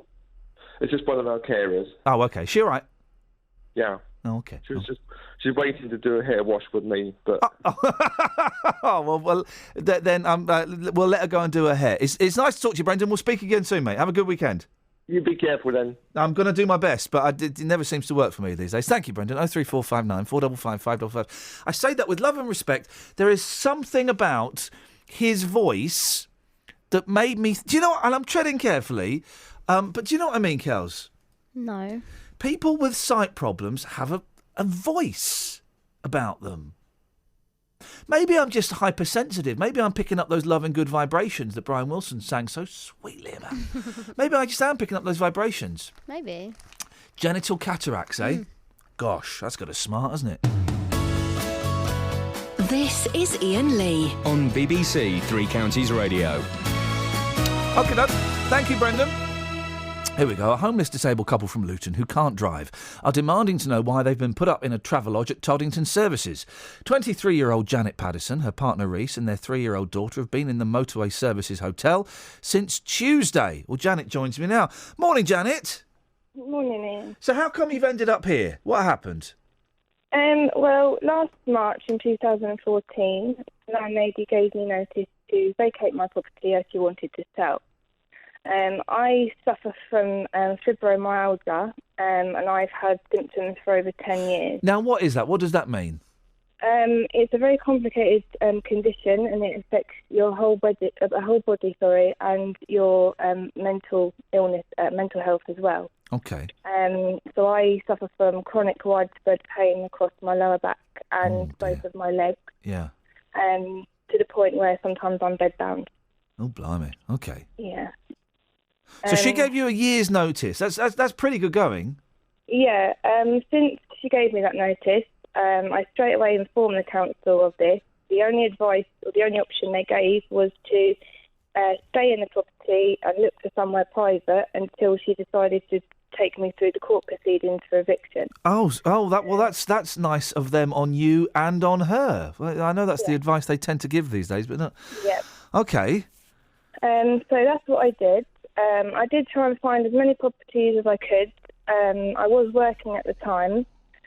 Due to my health deteriorating quite rapidly, I got actually laid off of work in September 2014 because of my health.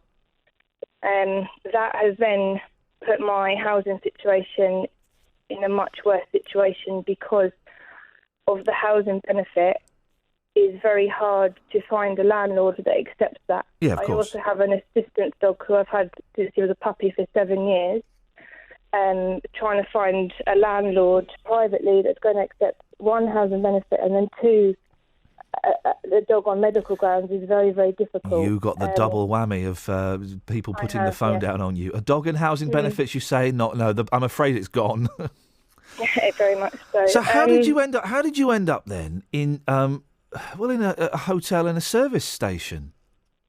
That's down to the council. They initially tried putting us into a bed and breakfast on the Dunstable Road that was near enough like a hostel. They only offered us one small double room with one double bed for all three of us.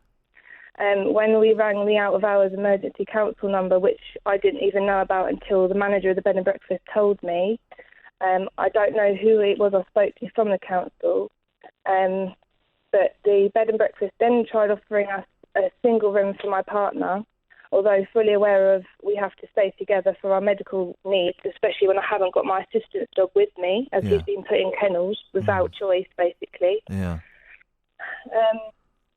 They then said that room was now not available, and the only option was to have a mattress on the floor.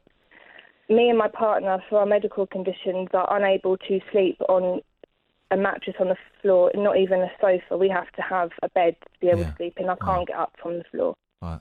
I'm not going to allow my 4-year-old daughter to sleep on a mattress on the floor either. That's just completely unacceptable.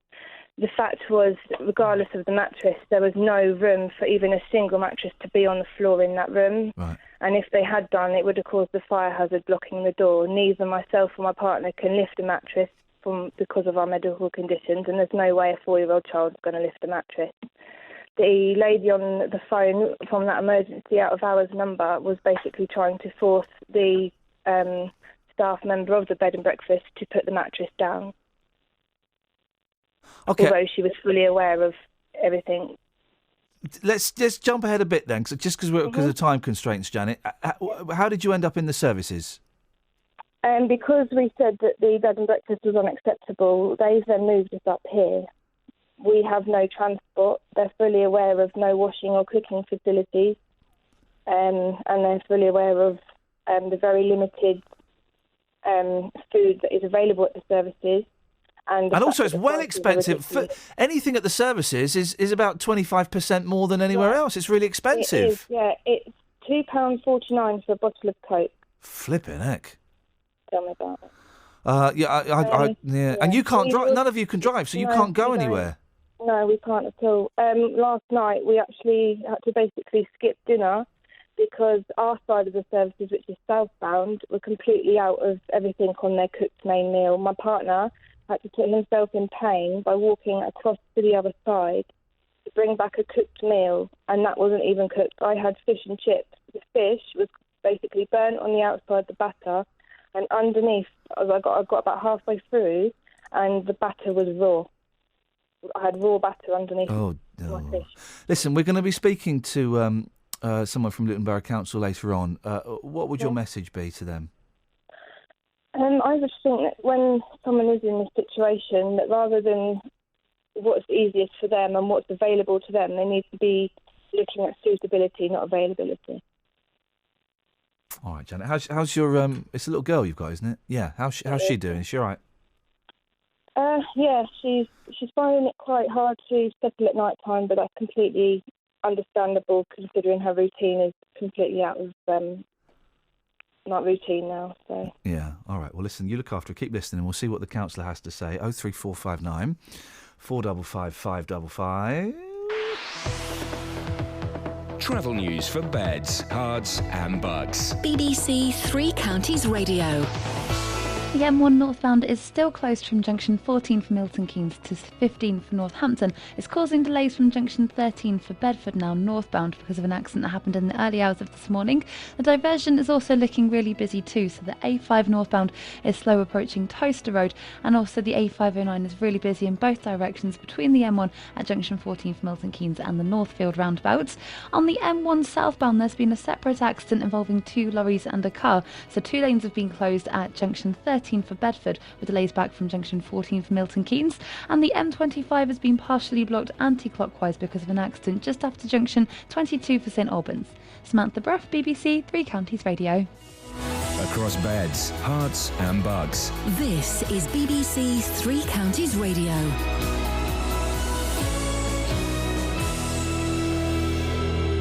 It's 7:30. I'm Simon Oxley. A babysitter from Bedford who sexually assaulted the babies and toddlers he was supposed to be looking after has been jailed for 18 years. The M1 is closed northbound at junction 14 for Milton Keynes following a serious accident in the early hours of this morning involving a lorry and a van. And David Cameron is to chair a meeting of the government's emergency committee COBRA this morning to discuss the crisis at Calais. Three Counties Sports. BBC Three Counties Radio. Harvard bowler Stephen Finn has put England within touching distance of victory in the third Ashes Test. Australia will resume this morning on 168 for 7 in their second innings. That's a lead of just 23, with Watford's Finn taking 5 wickets so far. Here's Jonathan Agnew. Australia might have avoided their first 2-day defeat since 1890, but surely they'll go 2-1 down in the series this morning. The only blot on England's landscape, and it's a considerable blot, is a side injury to Anderson, which forced him from the field and jeopardises his place for Trent Bridge. We'll learn more today, but anything more than a slight strain would render his chances of playing next week remote. The batting of both teams, with the odd notable exception, has been well below Test standard throughout the game, with Australia looking hapless against the swinging ball. Clark failed again. He's now scored 94 runs at an average of 18 in the series, while Finn, who's taken 7 wickets so far in the game, dismissed him and Steve Smith in both innings. Milton Keynes Dons have signed experienced centre-half Matthew Upson. The 36-year-old former England international, who started his career at Luton before a £1 million move to Arsenal in 1997, was at Leicester last season and has signed a 1-year deal at Stadium MK. Meanwhile, the Dons reserve side lost 1-0 at Brackley last night. Watford complete their pre-season matches tonight ahead of the Premier League campaign. The Hornets host Spanish side Sevilla at Vicarage Road. In tomorrow's friendlies, MK Dons travel to Rochdale, Luton host Walsall, Stevenage are at home to a Tottenham 11 and Wickham travel to Aldershot. South Korea's Kim Hyo-joo shot a 7 under par 65 to take a 1-stroke lead after the first round of the Women's British Open at Turnberry. Woburn's Charlie Hull shot a 1 over 73, leaving her 8 shots off the pace.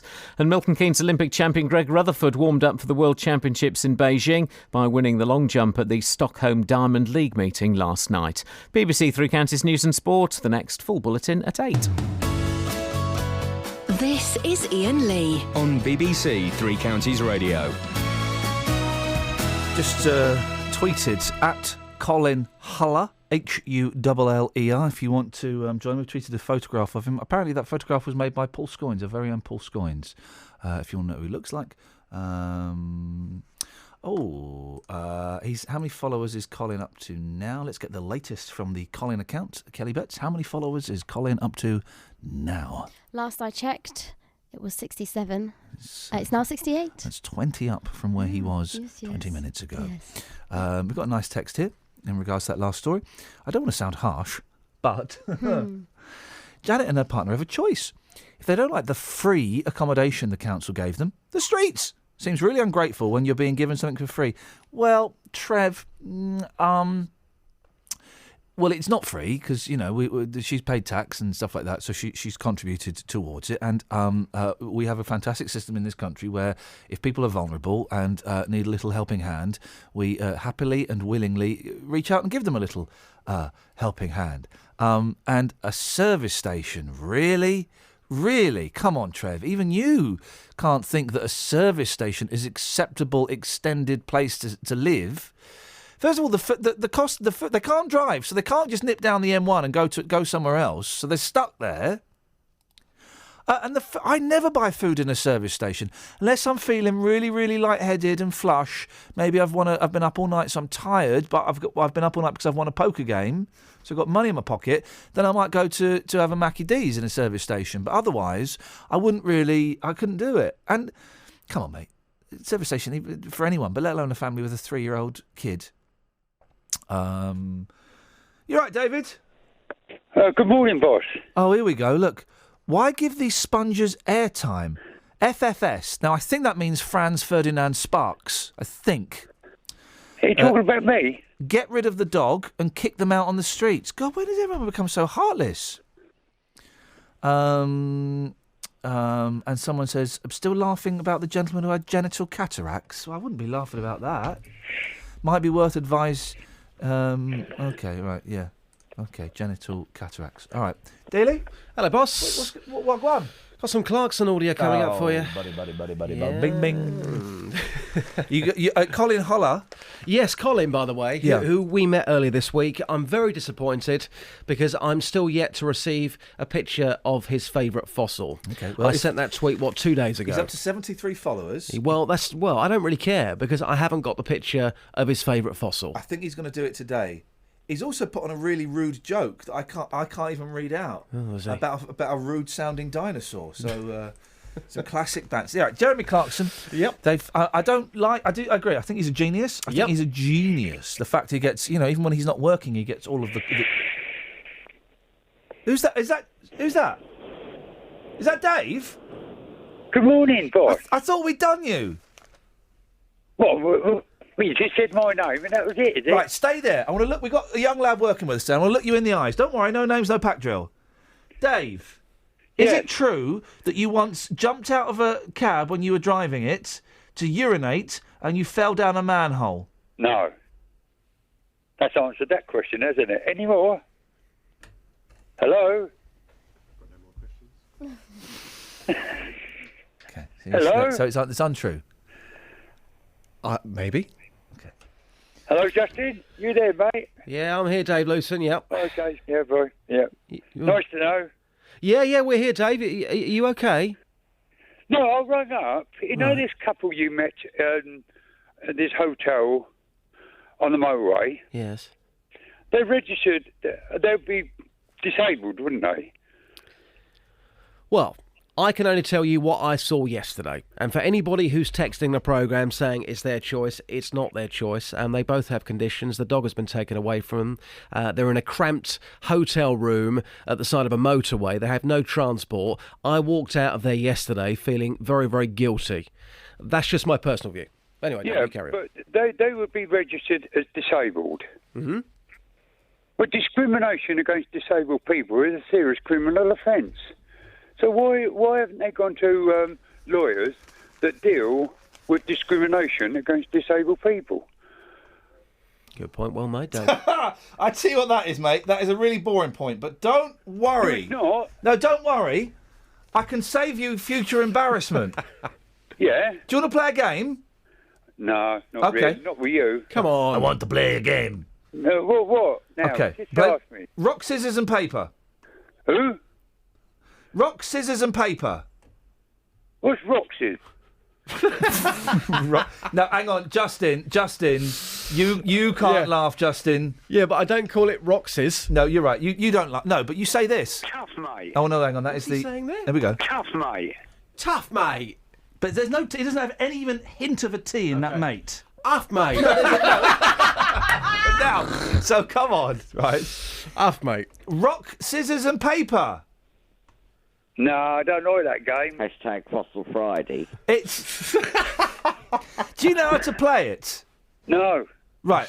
Rock beats scissors. Scissors beats paper. Paper beats rock. Okay. Yeah. So at the count of three, we do it. Okay. All right. 1, 2, 3. Right. Paper. Paper. I got scissors. Scissors beat paper. No, scissors. Scissors beat paper. 1-0 to me. Does it? Try again. Oh. 1, 2, 3. Scissors. Oh, mate, I got rock. Smash your scissors. Try again, one more time. I tell you what, you count in this time. 1, 2, 3. What you got? Rock. Oh, mate, I got paper. Unlucky, I've got Dave. one. No, mate, you I've lost. got one. No, you lost. Say that again. Excuse me? What did you say? Have I won? No, you haven't, but we have it because we got rid of you. So Clarkson has gone to Amazon Prime. Don't like the guy's act. I think he's obnoxious, but he's flipping brilliant. He's one of Britain's best broadcasters. Yep, There's genius. no denying it.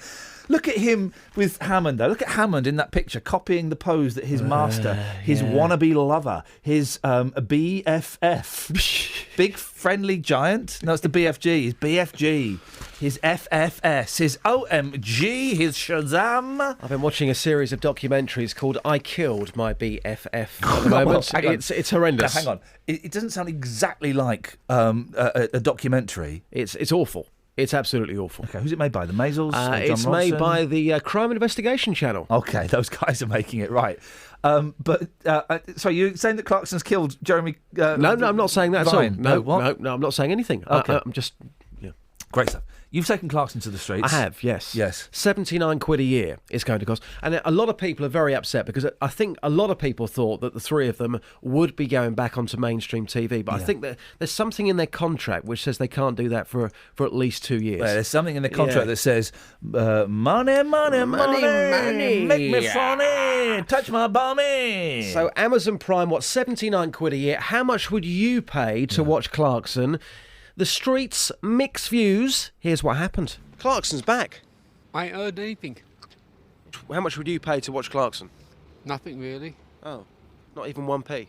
No. 2p? No, I won't pay nothing. £79. Would you pay that? No. Are you disappointed, though? They're not going to be on mainstream TV? Yeah, they're not going to be on mainstream, and I am disappointed in that because that's all I get.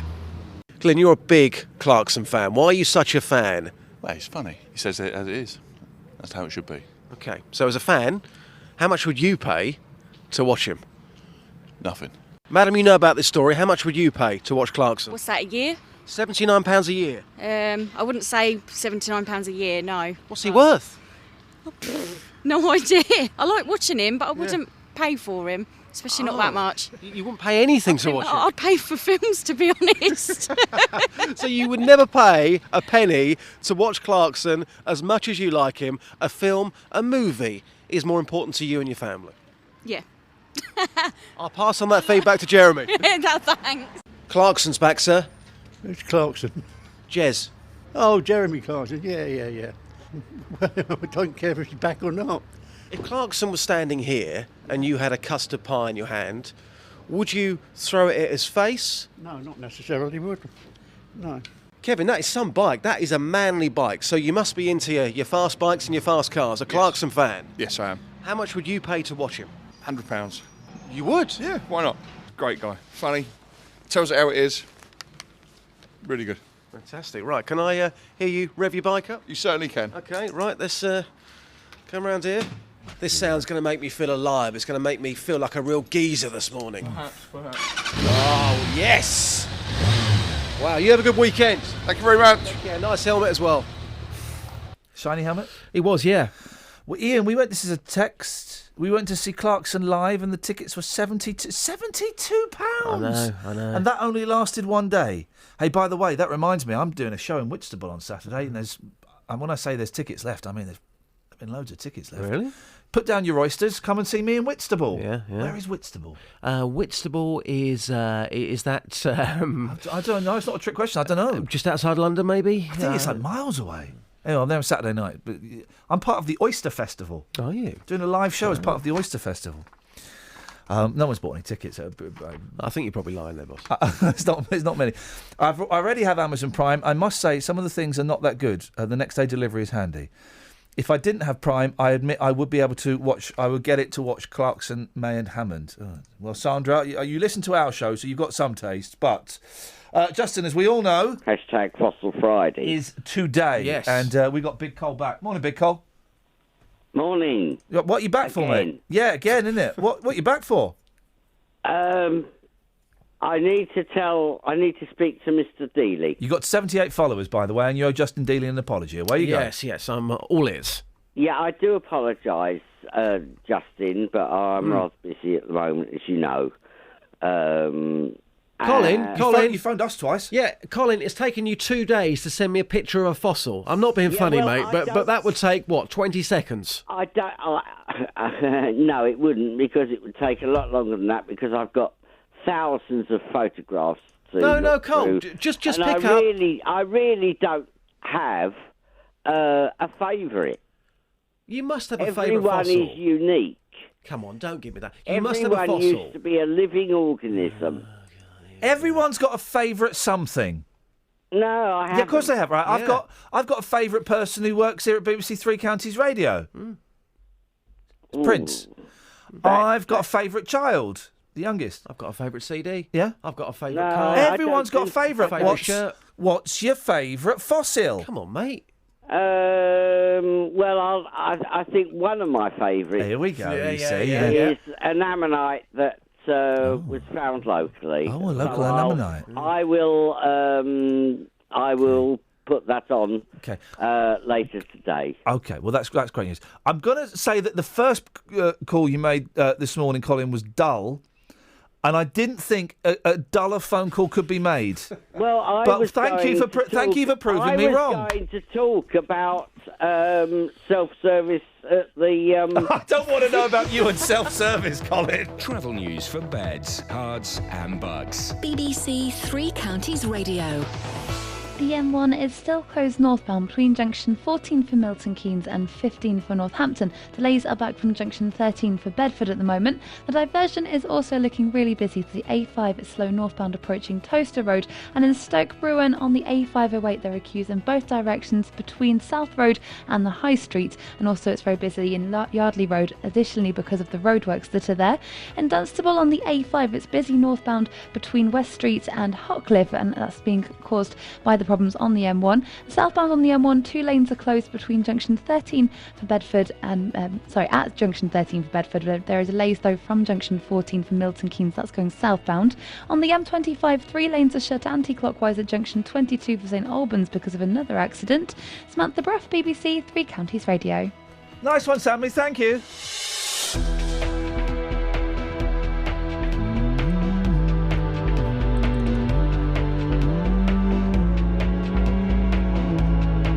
What day is it today, guys? Hashtag Fossil Friday. Isn't it just? And these are your headlines on... Hashtag Fossil Friday. David Cameron is to chair a meeting of the government's emergency committee, COBRA, this morning to discuss the crisis at Calais. The M1 is closed northbound at junction 14 for Milton Keynes following a serious accident in the early hours of this morning involving a lorry and a van. And a babysitter from Bedford who sexually assaulted the babies and toddlers he was supposed to be looking after has been jailed for 18 years. Let's get the weather. Here's Elizabeth. Beds, Herts and Bucks weather. BBC Three Counties Radio.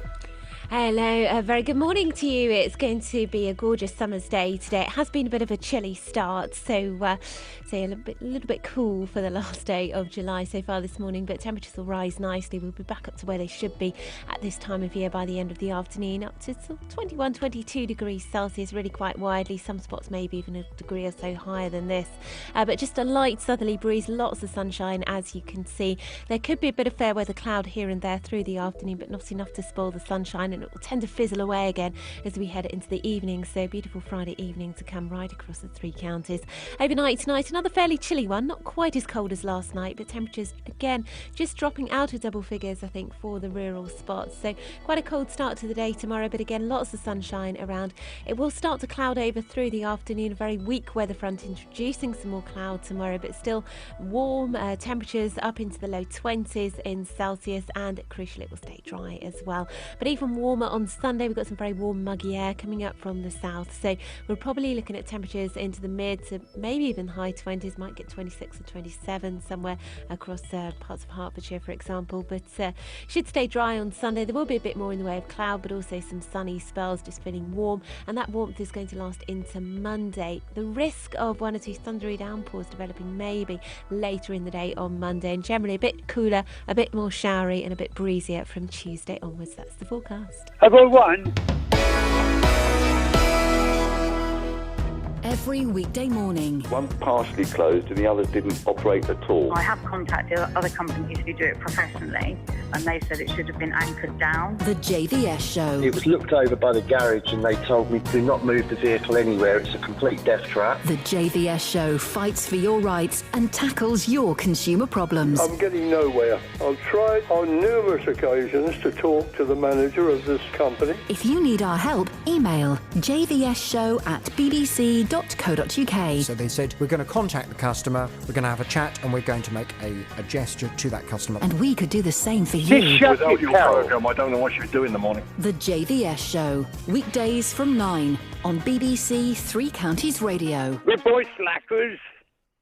Now, residents living next to a care home. Am I in the right place? Oh, no, let's do Dennis first, then we'll do it. Yes, Dennis? Good morning. I'd like to know, when will you be on Pointless? I don't know when it's being shown. You don't? I don't know. As soon as I find out... Well, it's usually a Saturday night, I think. Pointless. I don't know. I know that I'll get a phone call from my mum saying, "Oh, I've just seen you on the telly." So yeah, we're going to make sure we see you. That's all. It was terrifying, Dennis. It was absolutely terrifying. I don't doubt it, especially with the chap you were with. Check it. Do you know what? I'm so disappointed. We won the thing, so we got the glory of winning. Did you? Yeah, well, we won. Yeah. A lot of money, I hope. Well, this is the thing. No, we got through to the final, me and Cheggers, and then we didn't win the money. We did really bad. All the charities get 500 quid. Oh, that's right. Yeah, no, it's a great show. But we could have won 2,750 quid for Macmillan, and we didn't, and I'm gutted. You got one of these square trophies, did you? Got a little trophy. Yeah. I don't know why they make it square, because it isn't pointless, is it? No, but it's technically rectangular. Yeah, but what I'm saying, it should be a ball, then it would be pointless. Oh, I see what you've done there. Here we go. This is the question, right? Yes. I got pointless for. My first answer, pointless, right? Round of applause, right? Yes. Oh, cheers. Right, now let me do it. You see if you can get it, okay? If anyone gets this, I got it. So it was quiz show presenters, and they gave you the initials, right? And you had to pick the one that you thought would have the least answers, right? Daytime quiz show, Turnabout. The initials were RC. RC. I'm being RC with you now. RC. It's a daytime show. I don't watch daytime shows. It's not been on for about 20... And so as it came up, I went, oh, I used to watch that. And I met that guy in the street that presented it. What was his name? And then it kind of came... I'll tell you the answer, right? It's a guy called Rob Curling. Okay? Rob Curling, yeah. Now, I couldn't remember if it was Rob Curling or Rod Curling. So you watch me. When I answer the question, I go, Rob Curling. And I'm just totally... Rob Curling. And I don't really say his name properly because I'm not sure what I'm supposed to be saying. So I cheated at Pointless. Yeah. Oh, well, that's best of you. Well, why not? That's standard, isn't it, cheating? Cheating is standard these days. Dennis, I'll let you know when it comes on. That's my promise. I've got to move on. 03459 455 555. Residents living next to a care home for vulnerable teenagers in Aylesbury say they want to have it shut down. Benjamin UK runs 2 sites in the town for young people recovering from abuse, neglect and trauma. And we mentioned this a couple of months ago, and we had the woman on from Benjamin UK. Said, no, there's nothing. No, there's nothing going on. And then we had loads of people saying, I live in that street and it's a flipping nightmare. One resident says she's had 9 years of sleepless nights with children shouting and banging. Well, there was a public meeting last night to discuss the problems, and one of those present was Aylesbury resident and Bucks County Councillor Stephen Lambert. Morning, Stephen. Morning, Ian. Stephen, just let us know some of the problems that when we've heard this in the past, but for those who miss it, some of the problems the residents are encountering. So we'll have loud music at night, banging, swearing, shouting. We have the police on regular basis at both homes in the middle of the night, arrests going on. We have antisocial behaviour, things being thrown into people's gardens, threats of violence. Even, just last week I had one of the kids circling me on his bike trying to intimidate me. Work, but it's that kind of behaviour that is just antisocial that makes you start to live in fear about where you live. Now, and what have the staff at the home or the staff at Benjamin UK said? Well, Well, basically, they say they don't have a problem, which is incredible, really, because for a decade now we've been making complaints to the police, social services, county, district council, you name it, anyone we can. We've been making complaints about trying to resolve it. We've also spoken to them numerous times and had meetings with them. I've even been in there as a counsellor to engage with them as a business. The problem is it's a fundamental management issue. At last night's meeting, we also found that the Benjamin UK have more homes for which the residents there are having exactly the same issues, because some of those residents came and spoke to us about it. The lady from Benjamin UK, whose name escapes me at the moment, but she came on the show before. She didn't want to come on today, I think, because I wasn't, I wasn't completely on her side and gave her a little bit of a grilling. But she said, we've had no complaints. We've had no complaints from the neighbours. If the neighbours have got a problem, they can come and talk to us. The police have the police have been out a couple of times for minor events, but the staff make sure that the neighbours aren't disturbed at all. And you're saying, and we got a load of phone calls afterwards saying, well, that's just simply not the case. Yeah. She's in another parallel universe, I'm sure of it. But you can't. There's absolutely no way she can say that. I was in another country, but I did listen to your show that morning, and I was astonished about what she was saying. It's complete detachment from reality. I have sat down with her and explained the complaints. We have written to her, the police, the residents, we've tried to engage with them many, many times. And some of the neighbours have had her phone number, so they've called her in the middle of the night when things are going on, only then to get a warning from the police the next day to not disturb this woman's sleep. Oh dear! The thing is, Stephen, okay, and I can see both sides of the story. Although I did find her a little bit. Anyway, I can see both sides of the story because these are very vulnerable young people, aren't they? Oh, and yeah. they are the disaffected youth, and something needs to be done. Yeah, absolutely it does. And, there is a national shortage of this kind of provider across the country. So local authorities are almost queuing up to take, to a business that's prepared to take on these kind of troubled kids. And no one's saying this is directly the kids' fault. What we're saying is there's a fundamental management issue. There's not continuity of staff. The procedures are on paper only and not enacted on. When you've got the staff standing outside smoking with the kids, 9, 10, 11, 12 o'clock at night, swearing, shouting, and not able to control things when a fight or disturbance breaks out, says that Benjamin UK are double failing these kids, and that's where we're coming from. But, frankly, we've got to the point where, yes, there's a national shortage, and yes, there is a problem, but because of Benjamin UK, the residents are equally affected. If this was an ordinary family, you'd have social services in there, and the kids would be taken into care, and or something else would happen, and antisocial behaviour legislation would kick in. But because it's a business, and this kind of business, it doesn't. So, these kids do need help. Absolutely they do. But unfortunately, they're in the wrong location, and systematic failures over a number of years. I've got to ask. Is this just NIMBYism, Stephen? Is it a case of not in my backyard, please? No, because I think if it had have been, we would have done something about that a long time ago. We've consistently tried to work with them. We've been in there with some of the residents, have even bought Christmas presents for the kids, have tried to engage with them. And this isn't the same kids over 10 years. Yeah. It's cycles of kids, 4 in each home, over a few months. They could be there 6 months to a year. And as a new one comes in, there's another outbreak of antisocial behaviour and settling in. Well, fair enough. If they had proper management procedures in place, that wouldn't happen so much. So this isn't the same kids. This is a series of kids over 10 years. It's just been horrible for I can hear the frustration in your voice, and I heard the frustration in the voices of the people we spoke to before. Stay in touch, Stephen. Let us know what happens. I wish you the very best of luck, and I wish the kids the best of luck as well. Stephen Lambert, 03459 455 555. Let's get the travel.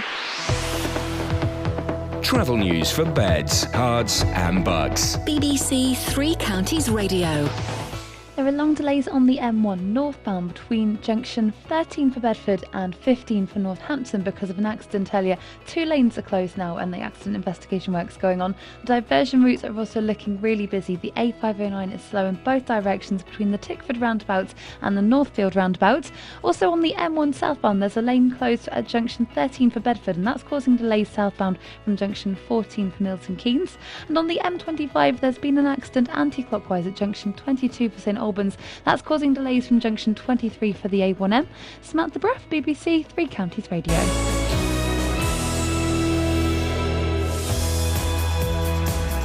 Thank you, Sammy. Iain Lee, BBC Three Counties Radio, 03459 455 555. What's your favourite fossil? For goodness sakes, it's Fossil Friday, isn't it? Local and vocal across Beds, Herts and Bucks. This is BBC Three Counties Radio.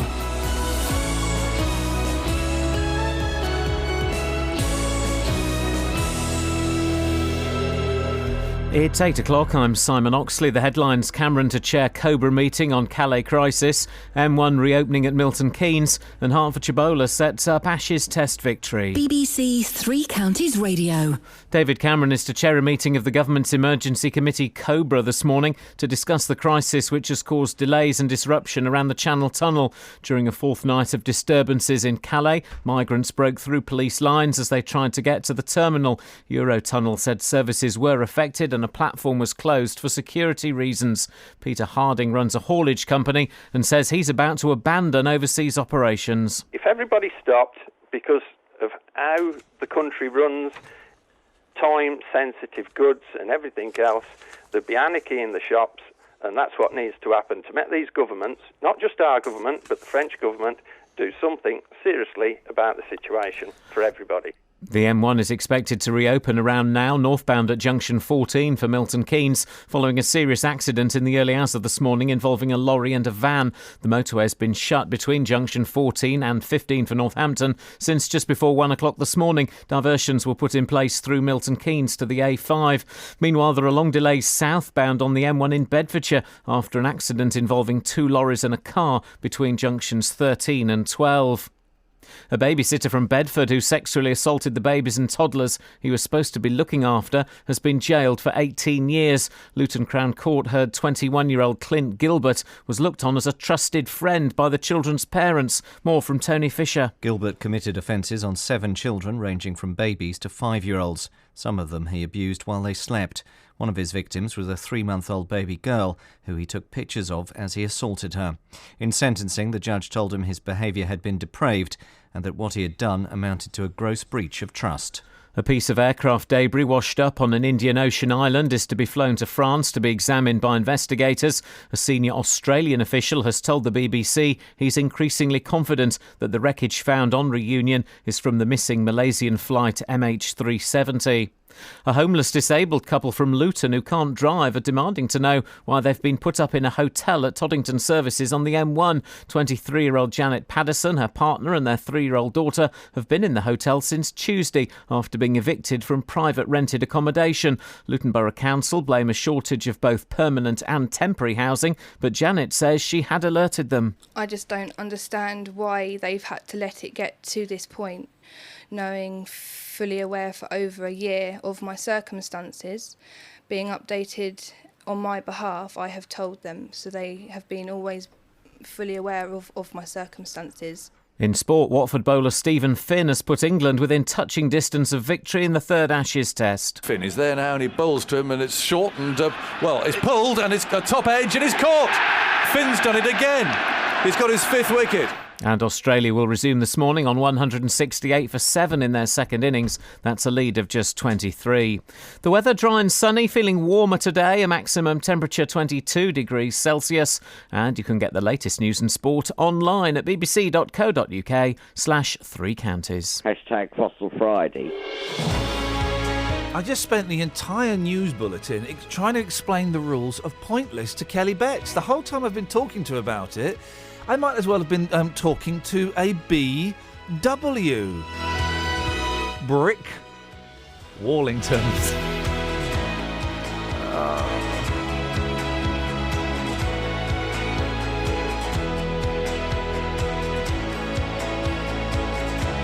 Huh? What? Wake up. I'm just trying to think what we can do with Justin. And, He's got something up his sleeve. Oh, has he? Yeah. Oh, arms? Yep. Good lad. You know, the vibe is not strong with this one. I mean, it's a decent... We're turning in a decent show. It's better than BBC Leeds. I mean, geez, go and tune to those suckers. I said suckers. You know, even on my worst day, I'm better than... I'm better than every other BBC local radio breakfast show. That's fact. That's just pure fact. If you want to take part, 03459 455 555. Across beds, hearts and bucks. This is BBC Three Counties Radio. Iain, I have a lot of sympathy for people who are in housing crisis, but if you haven't had a year's notice and no need to actually live in Luton, it's selfish to demand things. I wouldn't want to live at a service area, but there are all facilities that... Oh, Math, come on. Come on. Well, okay, so she doesn't live in Luton. Well, then where does she go? She's still got to get somewhere and get help. And there are facilities there. It's a service station, Math. It's dehumanising. It's where people go in between places. A service station is not a destination... Here we go. I'm about to say something very profound. A service station is not a destination. It's a breakdown of the nation. You like that one? I do, well done, mate. Thank you very much indeed. Profundity is my middle name. Profundity. Any other Texas girls that you think we should be focusing on? He's brought the cups in a tray. No, who does that? Who does that? Let's have a look. Thanks. Check out every time, especially when Fit Bird's on them. All right, Kelly, but can we have the text, please? No. Is that it? Self-service tills, I never use them. I won't until the shop pay me a wage for working for them, says Janet. This is the thing. I don't get why people... Is Nike still popular? Adidas? Yeah, why not? Reebok? Are they still... Fila? Are they still popular? Yeah. I'll tell you what, Terry Nike and Steve Adidas and Ricky Reebok, and that's actually his name. You pay me, then I'll wear your logos. You pay me $1, I'll wear logo. They do that. Huh? They do that. To people. Sweet as a nut. This is Iain Lee on BBC Three Counties Radio. Sponsored by Adidas. A thoroughly unpleasant story. If you've got kids, I know what. Why don't you send them off for 10 or 15 minutes? Because you don't really want them hearing this stuff. We're going to tread around it very carefully, and we're not going to go into graphic detail, but it's not a very nice story. So put a tape on or something, just for 10 minutes, and then you can come back. A babysitter from Bedford who sexually assaulted the babies and toddlers he was supposed to be looking after has been jailed for 18 years. Luton Crown Court heard that 21-year-old Clint Gilbert was looked on as a trusted friend by the children's parents. But he betrayed their trust by carrying out awful sexual assaults on young boys and girls, and even took photographs of what he was doing. Sue Palmer is an author and expert in child development and joins me now. Morning, Sue. Well, morning. I guess the question is, how's this going to affect the kids, those that are aware of it? Absolutely. And it is an absolutely terrible story. And, these things crop up now and again, don't they? Absolutely ghastly. What lasting impact will it have on them? Getting sort of psychological support. But what impact could that have? Long-term effect could that have on the children? I really wouldn't like to say because I'm not a psychologist. I'm a specialist in development. What does that mean? Well, there's a clinical psychologist would be Right. the person that you'd want to talk to about, sort of long-term effects on people's mental health. Okay, so what information can you give us about this then? Well, when your researcher rang me up about it yesterday, we just started talking about how this is the sort of thing that the judge said that this was a terrible betrayal of trust. Right.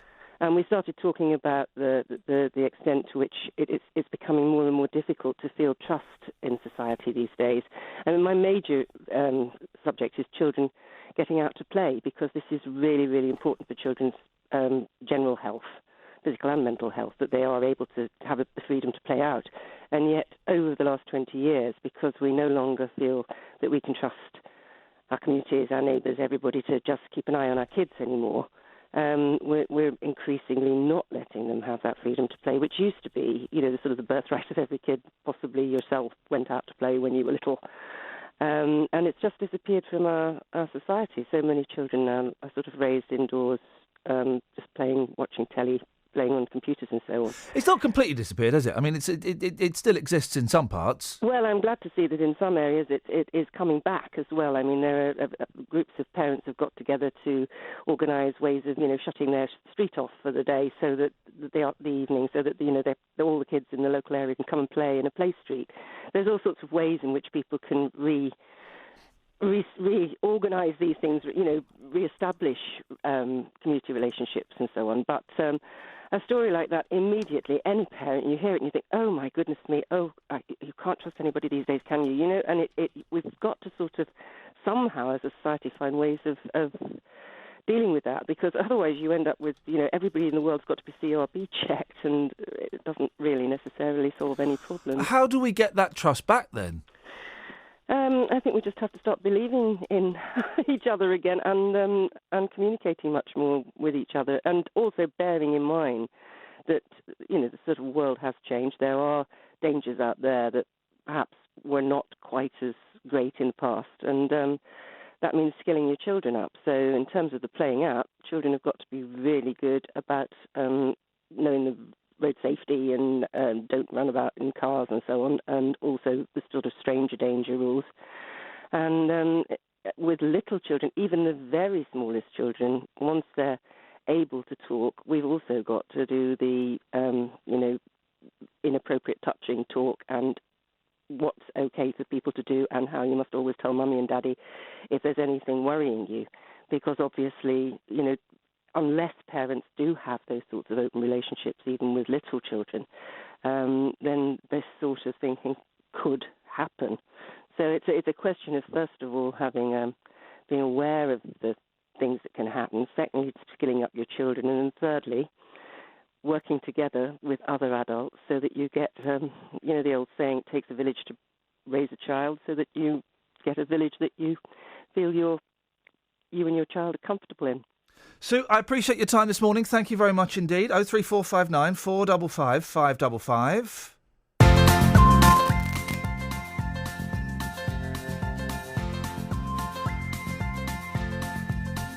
There's a voice that keeps on calling me down the road. It's where I'll always be. Every stop I make a new friend. Can't stay for long, just turn around and I'm gone again. Maybe tomorrow I'll wanna settle down. Until tomorrow I'll just keep moving on. Down this road that never seems to end. When new adventure lies just around the bend. So if you wanna join me for a while, just grab your hat, come travel light, that's hobo style. Maybe tomorrow I'll wanna settle down. Until tomorrow, the whole world is my home. So if you wanna join me for a while, just grab your hat, come travel light, that's hobo style. Maybe tomorrow I'll wanna settle down. Until tomorrow, I'll just keep moving on.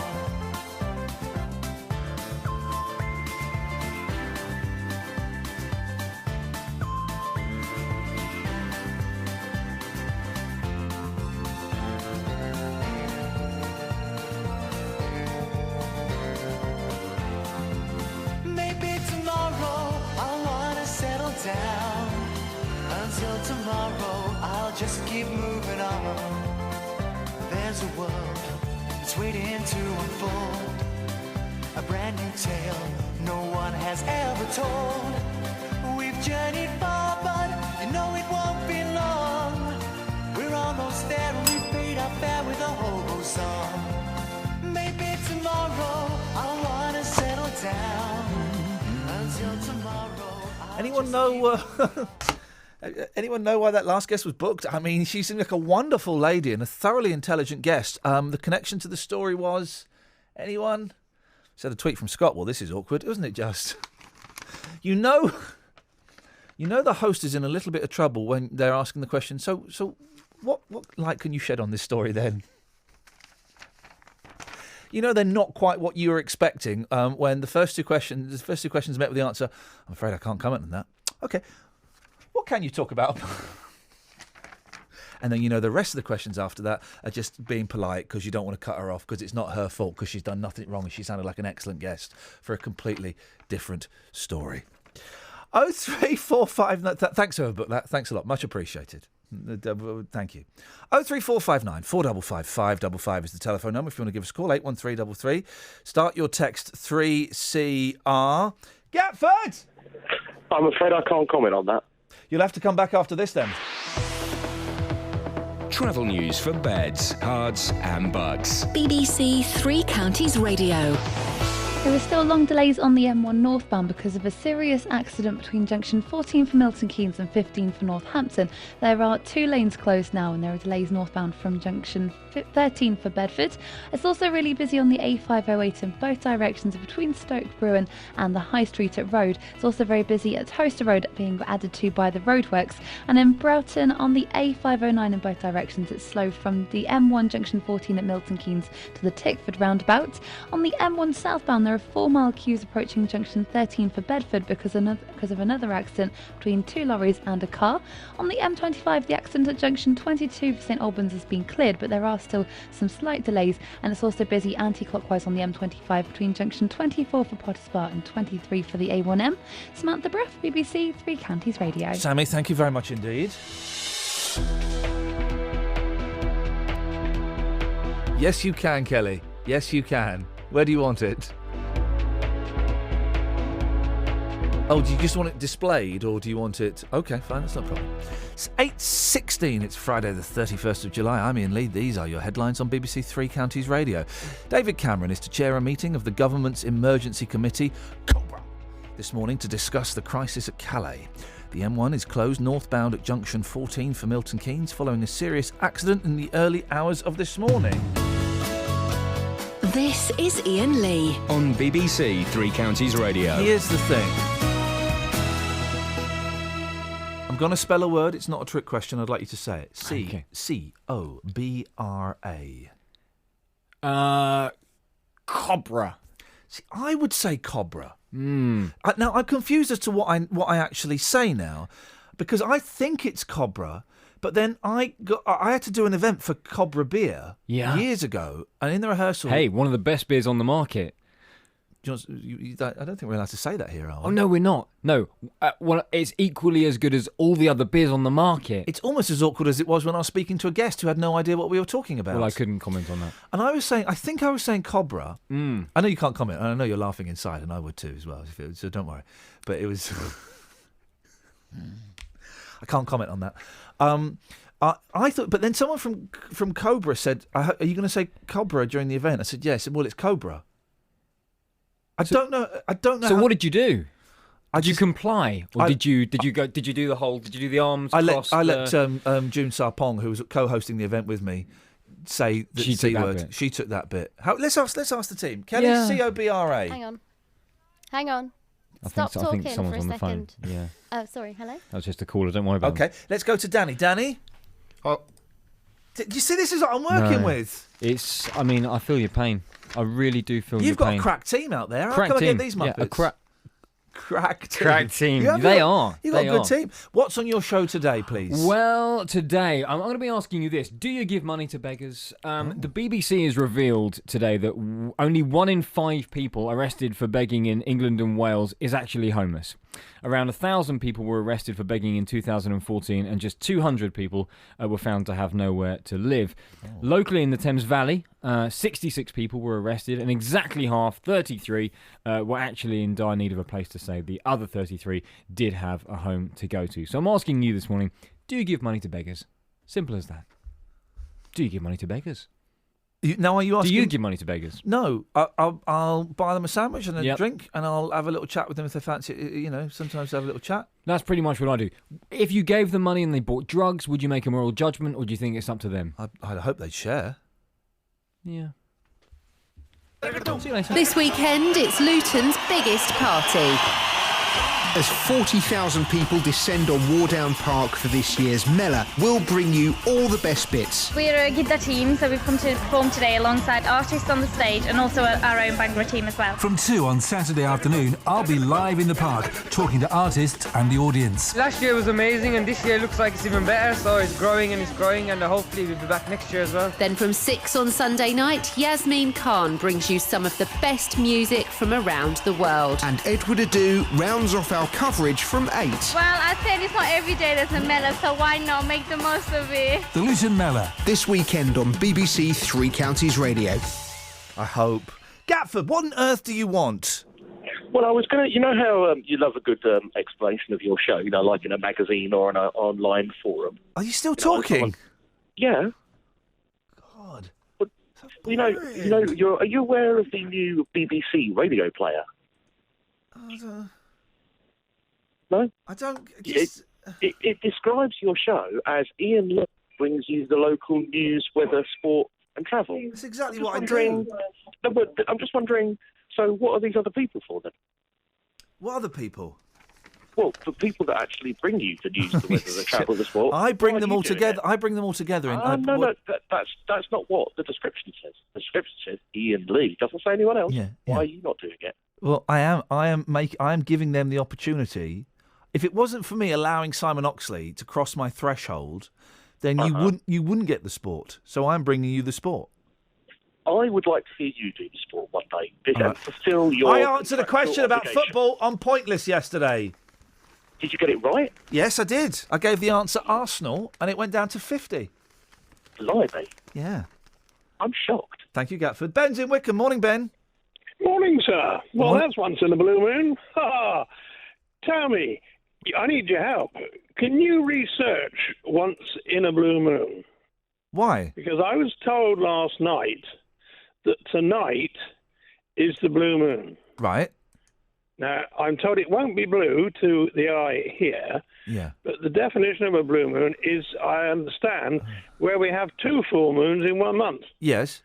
And that's why it's called a blue moon. Well, so hang on a minute. You've asked me. Yes, that is correct. That is correct. Yeah. That's all I wanted to know. What's your favourite? What's your favourite Nolan sister? I don't have one. Thank you.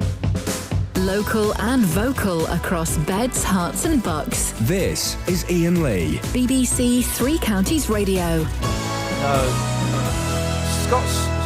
Scott's got it wrong. Scott says, I hate people who buy homeless people sandwiches. It's so flipping patronising. Give them the money, they're adults. If they're junkies and then you buy them a sandwich, they probably won't be able to eat it anyway.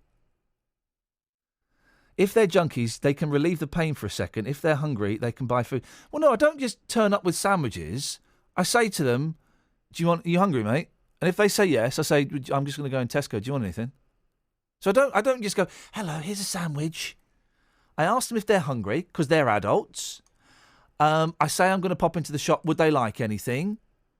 And then when they do, have we got our next guest? There we go. Thank you. And if they do, then I'll go and buy them something. If they don't, then I won't. Where's the patronisation in asking? Thank you, Scott. A homeless disabled couple from Luton who can't drive are demanding to know why they've been put up in a Travelodge at Toddington Services.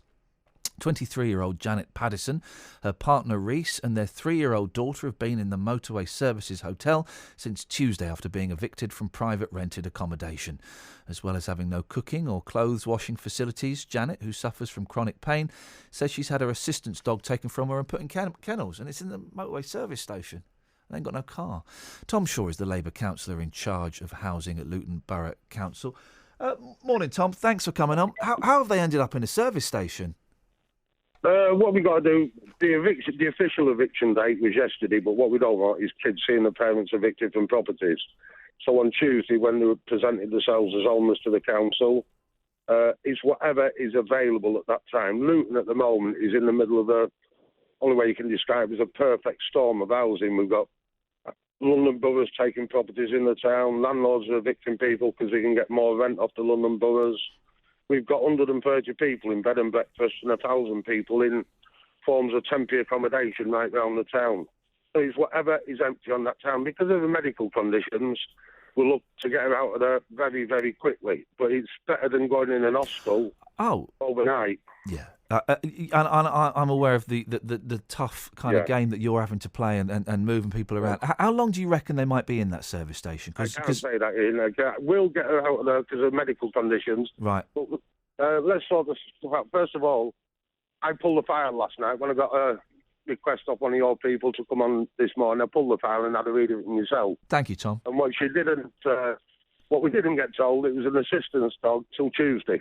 Right. Okay. On her application, it was that she has got a pet. A lot of the private landlords we've got in the town won't take pets in the properties. Right. So what we've done is got her in there. I mean, all the stuff, all the furniture that's in storage, and the council's paying for the furniture to be in storage and everything else, because both people are on benefits. That's what we're having to do. But we'll get her out there as soon as humanly possible. The problem we've got is there's another story in the local press this week where Waltham Forest has taken a complete block of flats in the town. They can pay more money than we can because of their housing allowance. Do you how do you go to work every day, Tom? Because you've got an impossible job, and I appreciate the fact that you come on here and you know and tell us what's going on, because you can't win this, can you? You can't win this. No. There are more and more people needing housing, more and more private landlords, more, as you say, people from London buying stuff up here. It's just going to get worse, isn't it? I've just said it's the middle of a perfect storm. We have got now we thought we were getting an high-rise block in the town, but once our building control people went in, had a look at it, we couldn't take it immediately because the lists weren't good enough. We're actually, our planners are having a little go at the housing department at the moment because we're taking so many office blocks. Your old building, we're looking at it, but one of the problems is we know the London Borough's looking at it as well to convert that into flats. Yeah, you're right. It's not a win, but we're not going to give up. We'll fight and fight and fight. We're challenging the government at the moment over our rent levels, because if we're under so much pressure from London, our landlords, the private landlords in the town, actually, you know, if they can get another £100 a month from London, they're taking it. Of course they will, but yeah. we said to the government, look, we need to be able to fight this. You've got to put our housing benefit levels up. We'll see what that happens. It's likely to end up in court in the future. Tom, we'll get these people out as quick as we possibly can. Thank you, mate. Thank you. I appreciate you looking at the file. I really appreciate you coming on. And listen, I know we have a Barney or two from time to time, but I also acknowledge more than welcome. Yeah, welcome. And I think you quite enjoy it as well. But I know you've got a really, really tough job, and I don't envy you. And I know that you are very passionate about your job, and a lot of the people who are in tough situations, they're kind of lucky to have you on their side. So thank you very much. Thanks. Cheers, man. Bye. Cheers, Tom. There we are. It's true. You get some counsellors, and you just don't give a stuff. Tom comes out. You can hear him rolling his sleeves up, going, right, let's have this, and he gives as good as he gets. So thank you for that, Tom. 03459 455 555. Iain, your interview with that woman was still not as awkward as Tim asking a bloke about dogging on the beach on Christmas Day yesterday. I missed that bit. I shall look forward to listening to that on the BBC Channel 5 on demand. That's the thing I'm thinking of. 03, is that it? 03459 455 555 is the telephone number. Travel, is it? Travel news for beds, cards and bugs. BBC Three Counties Radio.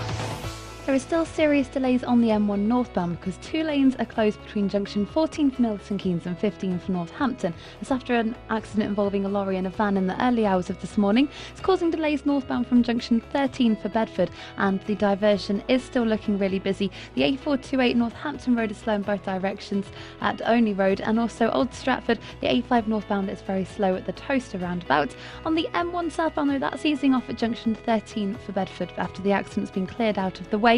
And looking at the train departure boards, there are no major delays showing up there at the moment. Samantha Bruff, BBC Three Counties Radio. Scott's getting furious on Twitter because I take it upon myself to offer some homeless people sometimes a sandwich.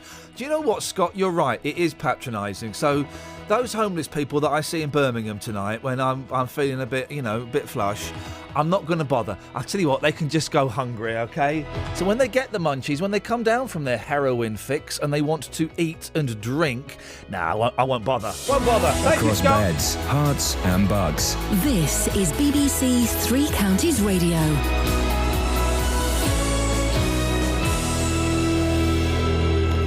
It's 8:30. I'm Simon Oxley. David Cameron is to chair a meeting of the government's emergency committee COBRA this morning to discuss the crisis at Calais.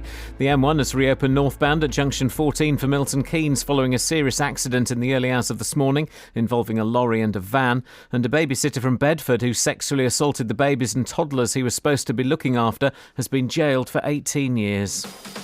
Three Counties Sports. BBC Three Counties Radio. Hertfordshire bowler Stephen Finn has put England within touching distance of victory in the third Ashes Test. Australia will resume this morning on 168 for 7 in their second innings. That's a lead of just 23, with Watford's Finn taking 5 wickets so far on his return after 2 years out of the Test team. No one goes through their career without having ebbs and flows, without ups and downs, and I've had a down, and this day is certainly an up. So, I'd rather think about today than the past. To do it in an Ashes Test match means a whole lot more. Milton Keynes Dons have signed experienced centre-half Matthew Upson. The 36-year-old former England international, who started his career at Luton before a £1 million move to Arsenal in 1997, was at Leicester last season and has signed a 1-year deal at Stadium MK. Watford complete their pre-season matches tonight ahead of the Premier League campaign. The Hornets host Spanish side Sevilla at Vicarage Road. Meanwhile, former England captain and now BBC pundit Alan Shearer is predicting a tough season for the promoted clubs. I think Watford have signed so many players, it's going to be very difficult for them to integrate all their players and for it to work. Bournemouth, I think, will probably be like Burnley and try and do it the right way, but might just come up short. Norwich may be a similar way as well, but I think those three will struggle. In tomorrow's friendlies, MK Dons travel to Rochdale. Luton host Walsall, with the Hatters expected to confirm the signing of striker Craig McHale-Smith. Stevenage are at home to a Tottenham 11 and Wickham travel to Aldershot. And Milton Keynes Olympic champion Greg Rutherford warmed up for the World Championships in Beijing by winning the long jump at the Stockholm Diamond League meeting last night. I love coming to Sweden to compete, so crowd got behind us and it's been good for me. Sadly, the weather wasn't great. I think if it could have been nice and hot, we would have seen some much better performances. But for me, it's my second best event of the year. I'm leading the Diamond League. It's my third Diamond League win. It's a really good day for me. BBC Three Counties News and Sport. The next full bulletin is at 9. This is Iain Lee on BBC Three Counties Radio. Okay, it's time, Kelly, to get an update on @Colin Huller. Colin Huller, of course, you know him better as Colin from Dunstable. He's only a wee man. You could put him in your pocket and carry him around town, and you wouldn't get charged a bus fare. We met him the other day. He is. It's for those of you, of course, who don't know, today is a very, very special day. Colin, if you could just remind us what today is, please. #Fossil Friday. A little bit louder. #Fossil Friday. Thank you. And we are really trying to beef up his Twitter feed. At the start of the show, @Colin Huller only had 48 Twitter followers, and we all felt a little bit in this day and age when we're all judged by numbers and placings and positioning. Steady, cheeky. We all felt very, very sorry. So we've been really pushing @Colin Huller hard. Really been trying to ram it down your throats, and I'm hoping we've gone up significantly from the 48 followers. Let's go over to the Colin Huller hub and find and say Huller to you. Huller. And Huller, Danny. Huller. There we go. Careful, it sounds. It's got to sound more like hello than Allah. Just to. Oh, I was like holla. So is that Like holla holla. Or hola. No, now it's Holla. Spanish. Now, no. Both of those sound a bit too much like hello. Hello. No, it sounds like you're doing Chinese, and that is. Anyway, you had 48 followers at the start of the show, Kelly Betts. How many followers has Colin Hollowers? It's not even his name. How many has he got now, my darling? Have a little guess. Let me get. Have a little guess, my little princess. Hang on a second. We are gonna. Hang on a second. We're Where's he going? Gonna Where are you going? We're going to make this exciting. We are going to... Are you ready? I don't know. Hang on a second. We're going to find out the answer. I'm going to guess... You hear what's coming? I'm going to guess he's gone 48. I'm going to guess he's gone down to 45. Oh. What are you going to say? I know the answer. Okay, well, let's find out the answer after this.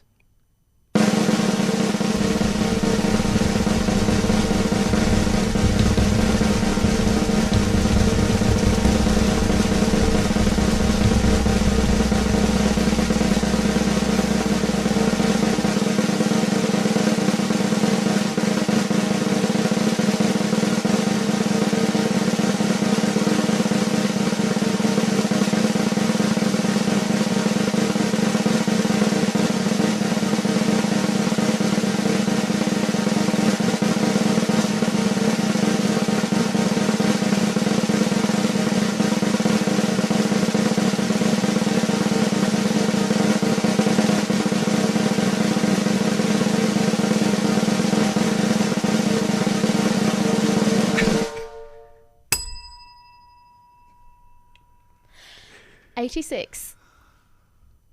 I forgot what it was doing. That's a disappointing. Hang on, that's an increase of 45. Hey drummers, Mike McCalco here from the Drum Lab just outside of Vancouver, British Columbia. Now, Mike. Not now, Mike. I'm doing the radio. Mike, what are you talking about? And for those of you who don't know what rudiments are, they are simply I know what rudiments are. They're a reggae combinations of band. rights and lefts, Rudy and the Mints. used around the drums to create patterns for fills and beats.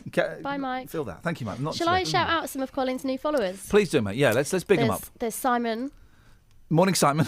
Bianca, Hey. David. Oh, David. Adam. Adam. Claire. Don't like Claire. Graham. Jones. Touching the Jones. I'm jonesing for a Jones. UK Biggs with a Z. Big yourself up, UK Biggs. Ness. 2 Rachels. Okay. Daniel. Okay. Paul. Darren. I'm just going Gillian. to fade you down. She's gone. Okay. Want to boost your brain power? Do you want to boost your brain power? The way to do it is not to take a drug like in that film Insidious with Bradley Cooper and Robert De Niro. Is that what the film was called? You're a young boy. What was the film called? I've not seen it. Okay. It's to climb a tree. I just hope you don't fall out and bash your head. My 5-year-old boy, I was never a tree climber. I was always weak, pale and scared. So I could never climb trees. Okay, 03459 455 555, by the way. I could never climb trees. My boy, who I thought shared the same traits as me, he started climbing trees and he goes miles up a tree. All this, kids don't climb trees anymore. Breaking news. Yeah? It's gone up. 2? Do you want to play the drum roll? Probably best not. 93. Hey, well done. And when we were away the other week, we met some people, and there was some bit of tree climbing going on. Very, very low level tree climbing. Very low level. You know, first tranche, first branch, first tranche of branch, first tranches of branches. I don't know really what tranche is. I'm thinking of a trench. And then I looked away, and I looked back, and he was right up. He was 3/4 of the way up the tree, and it was a big tree. And I'm going, flipping heck, son. Don't worry, I'm fine. I said, do you know how to get down? Yeah. And I knew it.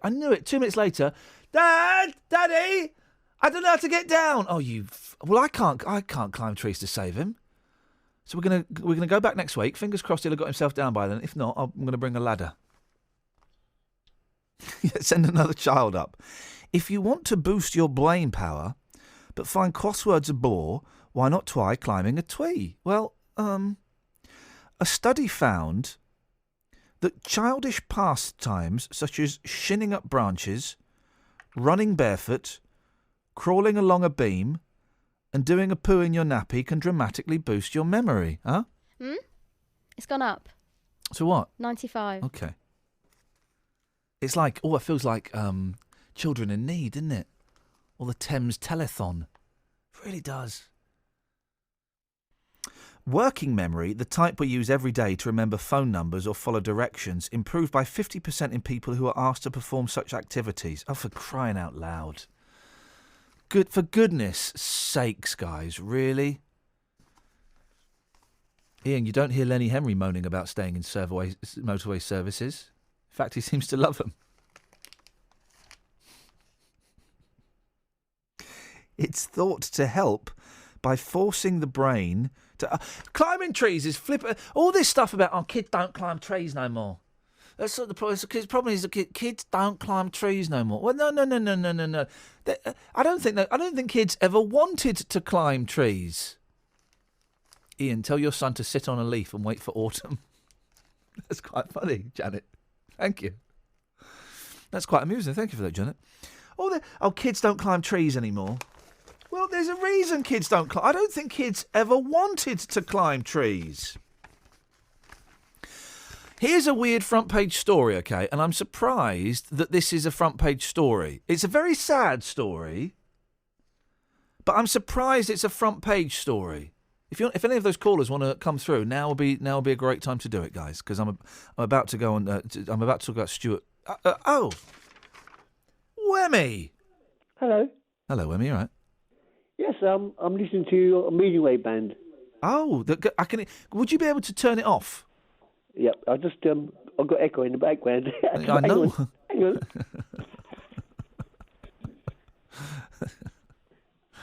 Hey. Ah, dear.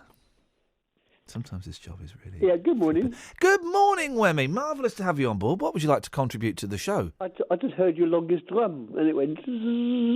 I thought I was just phone you up. Oh, okay. It's so funny. It's so funny. Yeah.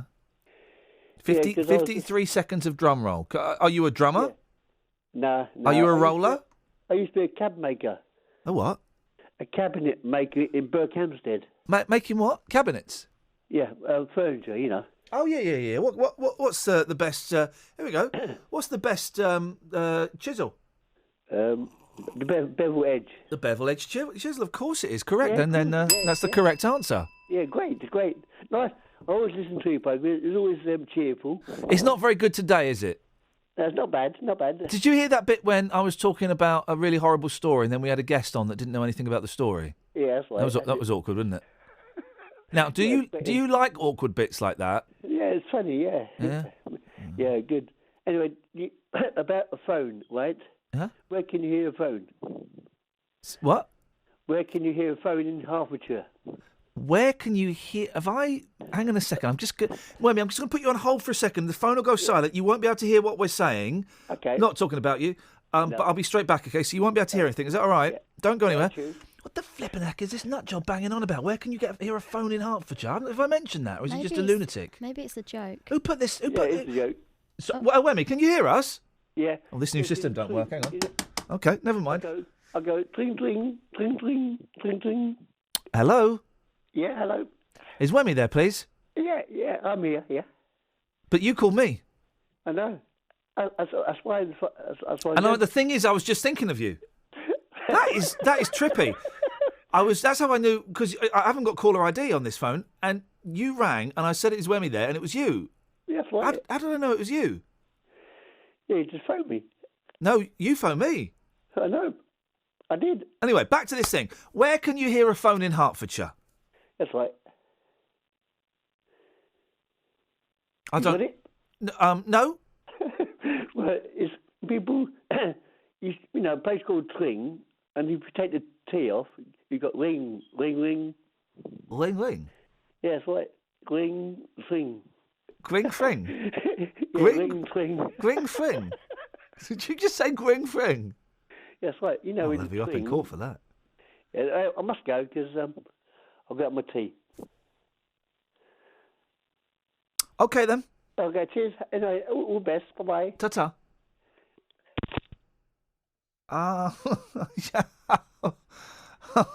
Green fling. Did Peter from Walmer Green not want to come on? Does he not want to come on? What's his beef? I really tried to ring him back, but he's not answering. He's scared of me. That's why. He knows I'll. Who put that caller through? Me. Okay. You're welcome. Oh. Colin's got 101 followers now. We've doubled his followers. We get £1 for each follower you get, by the way, Colin. I don't know if I made that clear earlier on. You owe us £1 each for every... So Stuart Baggs has died, right? And do you know how I found out that Stuart Baggs had died? How? Anthony Costas from Blue told me. Oh. Yeah. Do you know who Stuart Baggs is? I do, yeah. Okay. I'm surprised because... Okay, he was on The Apprentice. think it was 2010. Right? And very sad. I'm not in any way. He's a 27-year-old lad. Of course, it's sad when anyone dies. He's a young lad that's died. But he was on The Apprentice in 2010, 5 years ago. He didn't win it. He was a bit of a character. But Front Page News that he's died. Front Page News, Peter in Walmer Green. Hi. Hi, man. How are you? Stop smoking those banana skins, man. You sound How's it going? Sorry? And are you sitting comfortably now? How's it hanging, Peter? Fine, thank you. To the left or to the right? To the left. Beautiful. That's Now an image. then. What would you like to have a whinge about? Well, whinging time saves life, so I thought I'd start on... Whinging time saves life? Yeah. You know that because you talk about care homes sometimes. I do. Now Listen, then. Peter, stay there. I've got to do a bit of business, so I'll come back to you after this. Travel news for beds, cards and bugs. BBC Three Counties Radio. The M1 northbound has reopened after the serious accident between junction 14 for Milton Keynes and 15 for Northampton, but it is still really busy heading northbound. There is lays back from junction 13 for Milton Keynes south. On the M1 southbound, it's easing off after the accident's been cleared out of the way at junction 13 for Bedford, and in Lavendon on the A428 Northampton Road, that's looking really busy still because of the problems on the M1, so it's slow between Northampton Road and Oney Road. Also, the A5 northbound through Dunstable is very busy still between West Street and Dunstable and Eastern Way and Hotcliffe. And on Broughton on the A509, that's still very slow in both directions between the M1 at Milton Keynes and Northfield roundabout, and it's also very busy at the Tickford roundabout as a knock-on effect of the problems on the M1. No major delays showing up on the train departure boards at the moment. Samantha Bruff, BBC Three Counties Radio. 8:45, Peter from Walmer Green's weekly whinge winging its way to us. After your headlines. Oh, I'm so tired. BB's not working today. BBC Three Counties Radio. David Cameron is to chair a meeting of the government's emergency committee, Cobra Assemble, this morning to discuss the crisis at Calais. The M1 is closed northbound at junction 14 for Milton Keynes following a serious accident in the early hours of this morning involving a lorry and a van. And a babysitter from Bedford who sexually assaulted the babies and toddlers he was supposed to be looking after has been jailed for 18 years. Let's get the weather. Here's Elizabeth. Beds, hearts and bucks weather. BBC Three Counties Radio. Hello, good morning. Lots of sunshine around today, and by the time we get to the afternoon we'll be up into the low 20s in Celsius again, so it's going to be feeling nice and warm. Some fair weather cloud here and there through the afternoon. It will tend to fizzle away once more as we head into this evening, so all in all it was a pretty nice day, although it has been a very chilly start and temperatures still only just scraping into double figures across the three counties. So lots of sunshine around, just a light southerly breeze. Overnight tonight though, it's going to be another rather chilly one, not quite as cold as last night, but temperatures just in double figures in the towns, a little bit beyond that in the more rural spots. But a lovely sunny start to your Saturday.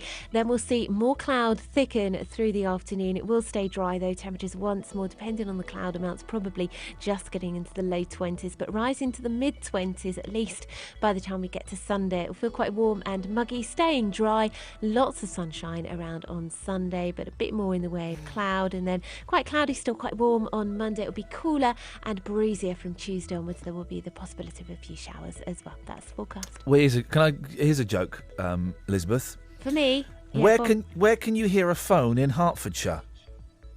A phone?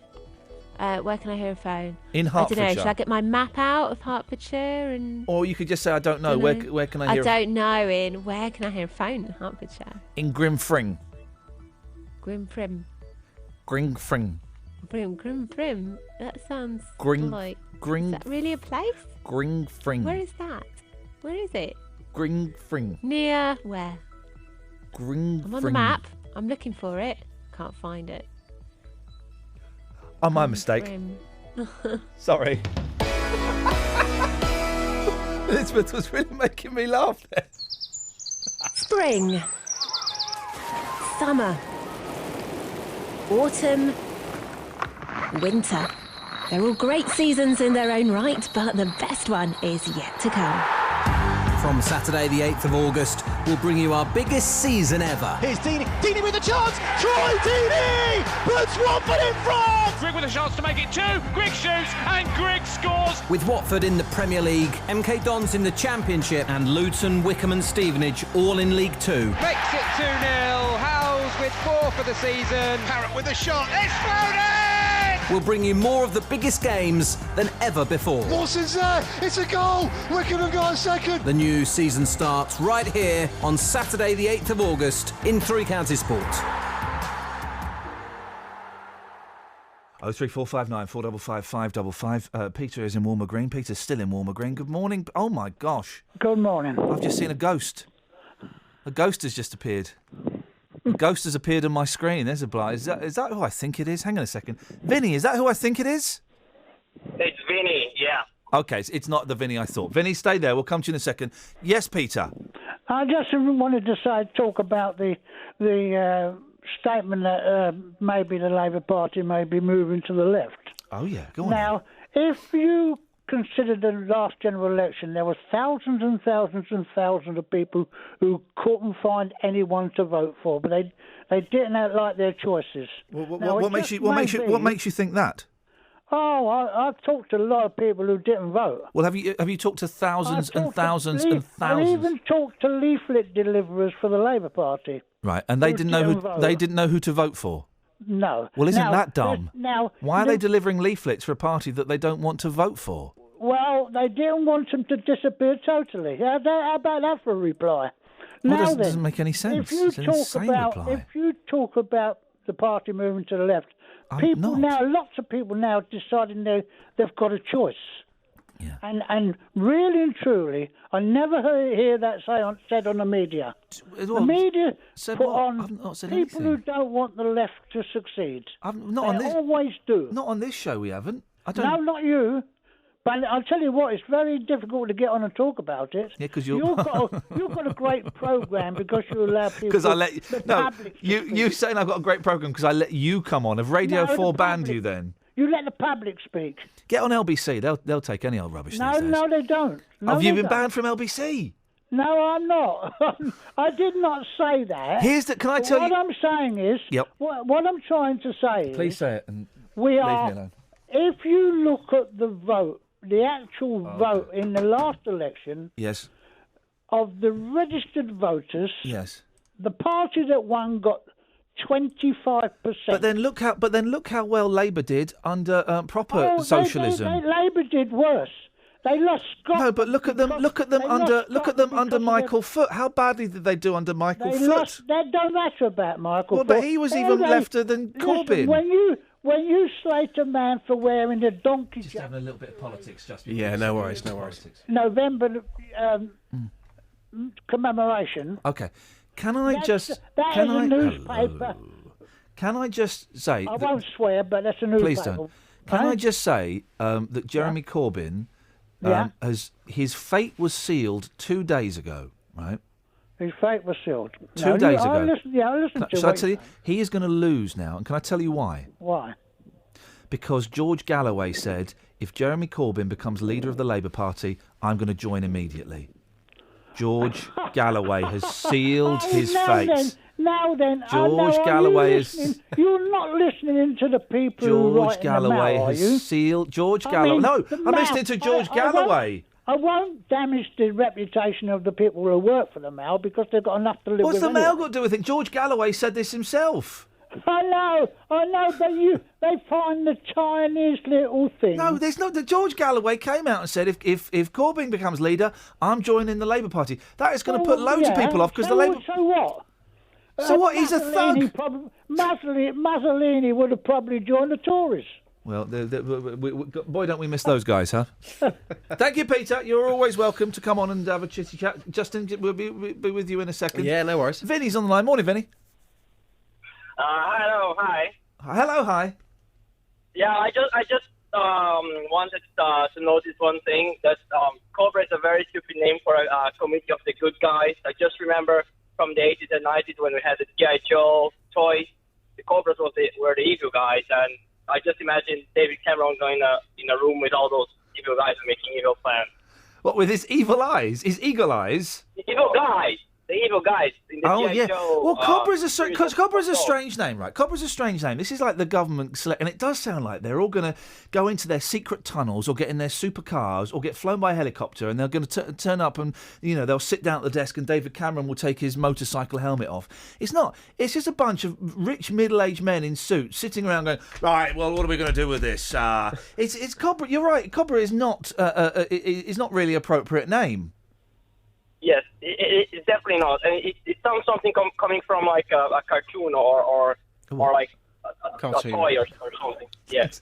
Well, listen, do you know what? You're right, Vinny, and I appreciate you pointing that out. It always strikes me as, when you start a gang when you're like a teenager, you're about 12, 13, you start a gang with your mates and you make little little wallets to store top secret information. Top secret, no one must look in here. You come up with the hardest sounding name you could come up with. You come up with the fast cars. Yeah. You name it after a Tracy Chapman song. We were the Hemel Bashers. The Hemel Bashers. Yeah. Or Cobra. It's what you do. We need a tough name, guys. Cobra. And I think actually that Hemel Bashers was in the last three, the final three choices. Mm-hmm. It was between the Hemel Bashers, Gumboys, but boys with a Z. Yeah. yes. And Cobra, and they went for Cobra. I think David Cameron's mum went for Cobra in the end. So Gumboys with a Z. I love the Z in there. And the Hemel Bashers, they are still out there if anyone else wants to use those. By the way, very, very happy. Oh no, hang on a second. Where's my button gone? A very happy #Fossil Friday. Yes, thank you very much. Colin Huller, bit of a local face in Dunstable. Yeah, he's a player. He's an absolute player. He's a geezer. Yep, geezer. I mean, this man has got the full package. Wow. And he goes out and about collecting fossils. It's a lovely hobby to have. Yep. And today it's officially #Fossil Friday. That's the one. It's officially that day. So what's great about that is you've got the old, and by the old I mean Colin. Good morning, Colin. Morning. And you've got the really old. You've got millions of years old. And my boys collect fossils. They love it. Millions of years old with the up-to-the-minute technology. Yeah. #Fossil Friday. It just works. It's old and new combining to create #Fossil Friday. And it works. It really does. Colin? Yeah. I've been out on the streets this morning asking people what they're doing. Did you say Hemel Bashers or Helmet Bashers? Hemel. Okay, just for legal reasons. Yeah, Hemel. Yeah, okay. Not helmet. Yeah, Hemel. Hemel Bashers, local town in Hertfordshire. So, Colin, today it's a very special day for you. #Fossil Friday. I've been out this morning asking people how they're going to be celebrating today, and also about some of their favourite fossils as well, and what they mean to them. Here's what happened on the streets of your town. Hello, madam. I presume in your bag there you've got the tools for the fossil hunting today? No. #Fossil Friday. Don't know what you're on about. Fella, what's your favourite fossil? Peter Stringfellow. Let's get the Nigerian perspective. Madam, how will you be celebrating #Fossil Friday? What's that? It's where Colin goes out looking for fossils locally. He's looking for volunteers. Are you willing to jump on the fossil bandwagon? No, thank you. How will you be celebrating #Fossil Friday? What's the #Fossil Friday? Second? What is it? Do you fancy going out looking for fossils one day? Not really. Jordan, nice hoodie. What do fossils mean to you? Not much, really. Never really took an interest. Would you fancy going out with Colin Huller one weekend to look for fossils locally? He's a bit of a face in the town. Not really. I work 6 days a week, so I don't really... What's your day off? Today. Today, okay. Yeah. What about later on today? Have you got time? No, not really. I've got a lot of stuff to do today. Okay. All right, mate. Thanks very much. Thank you. Found the time to talk to you. Colin, very disappointing. By the way, my boys love fossils. They went fossil hunting the other week. So, it's a great vibe. It's a great vibe, Coles, isn't it? It is. You must get so much action. There must be so much... You just can't get enough of it. No, I can't. Okay, well, that's great. Well, listen, we've been plugging your @ColinHuller Twitter feed in the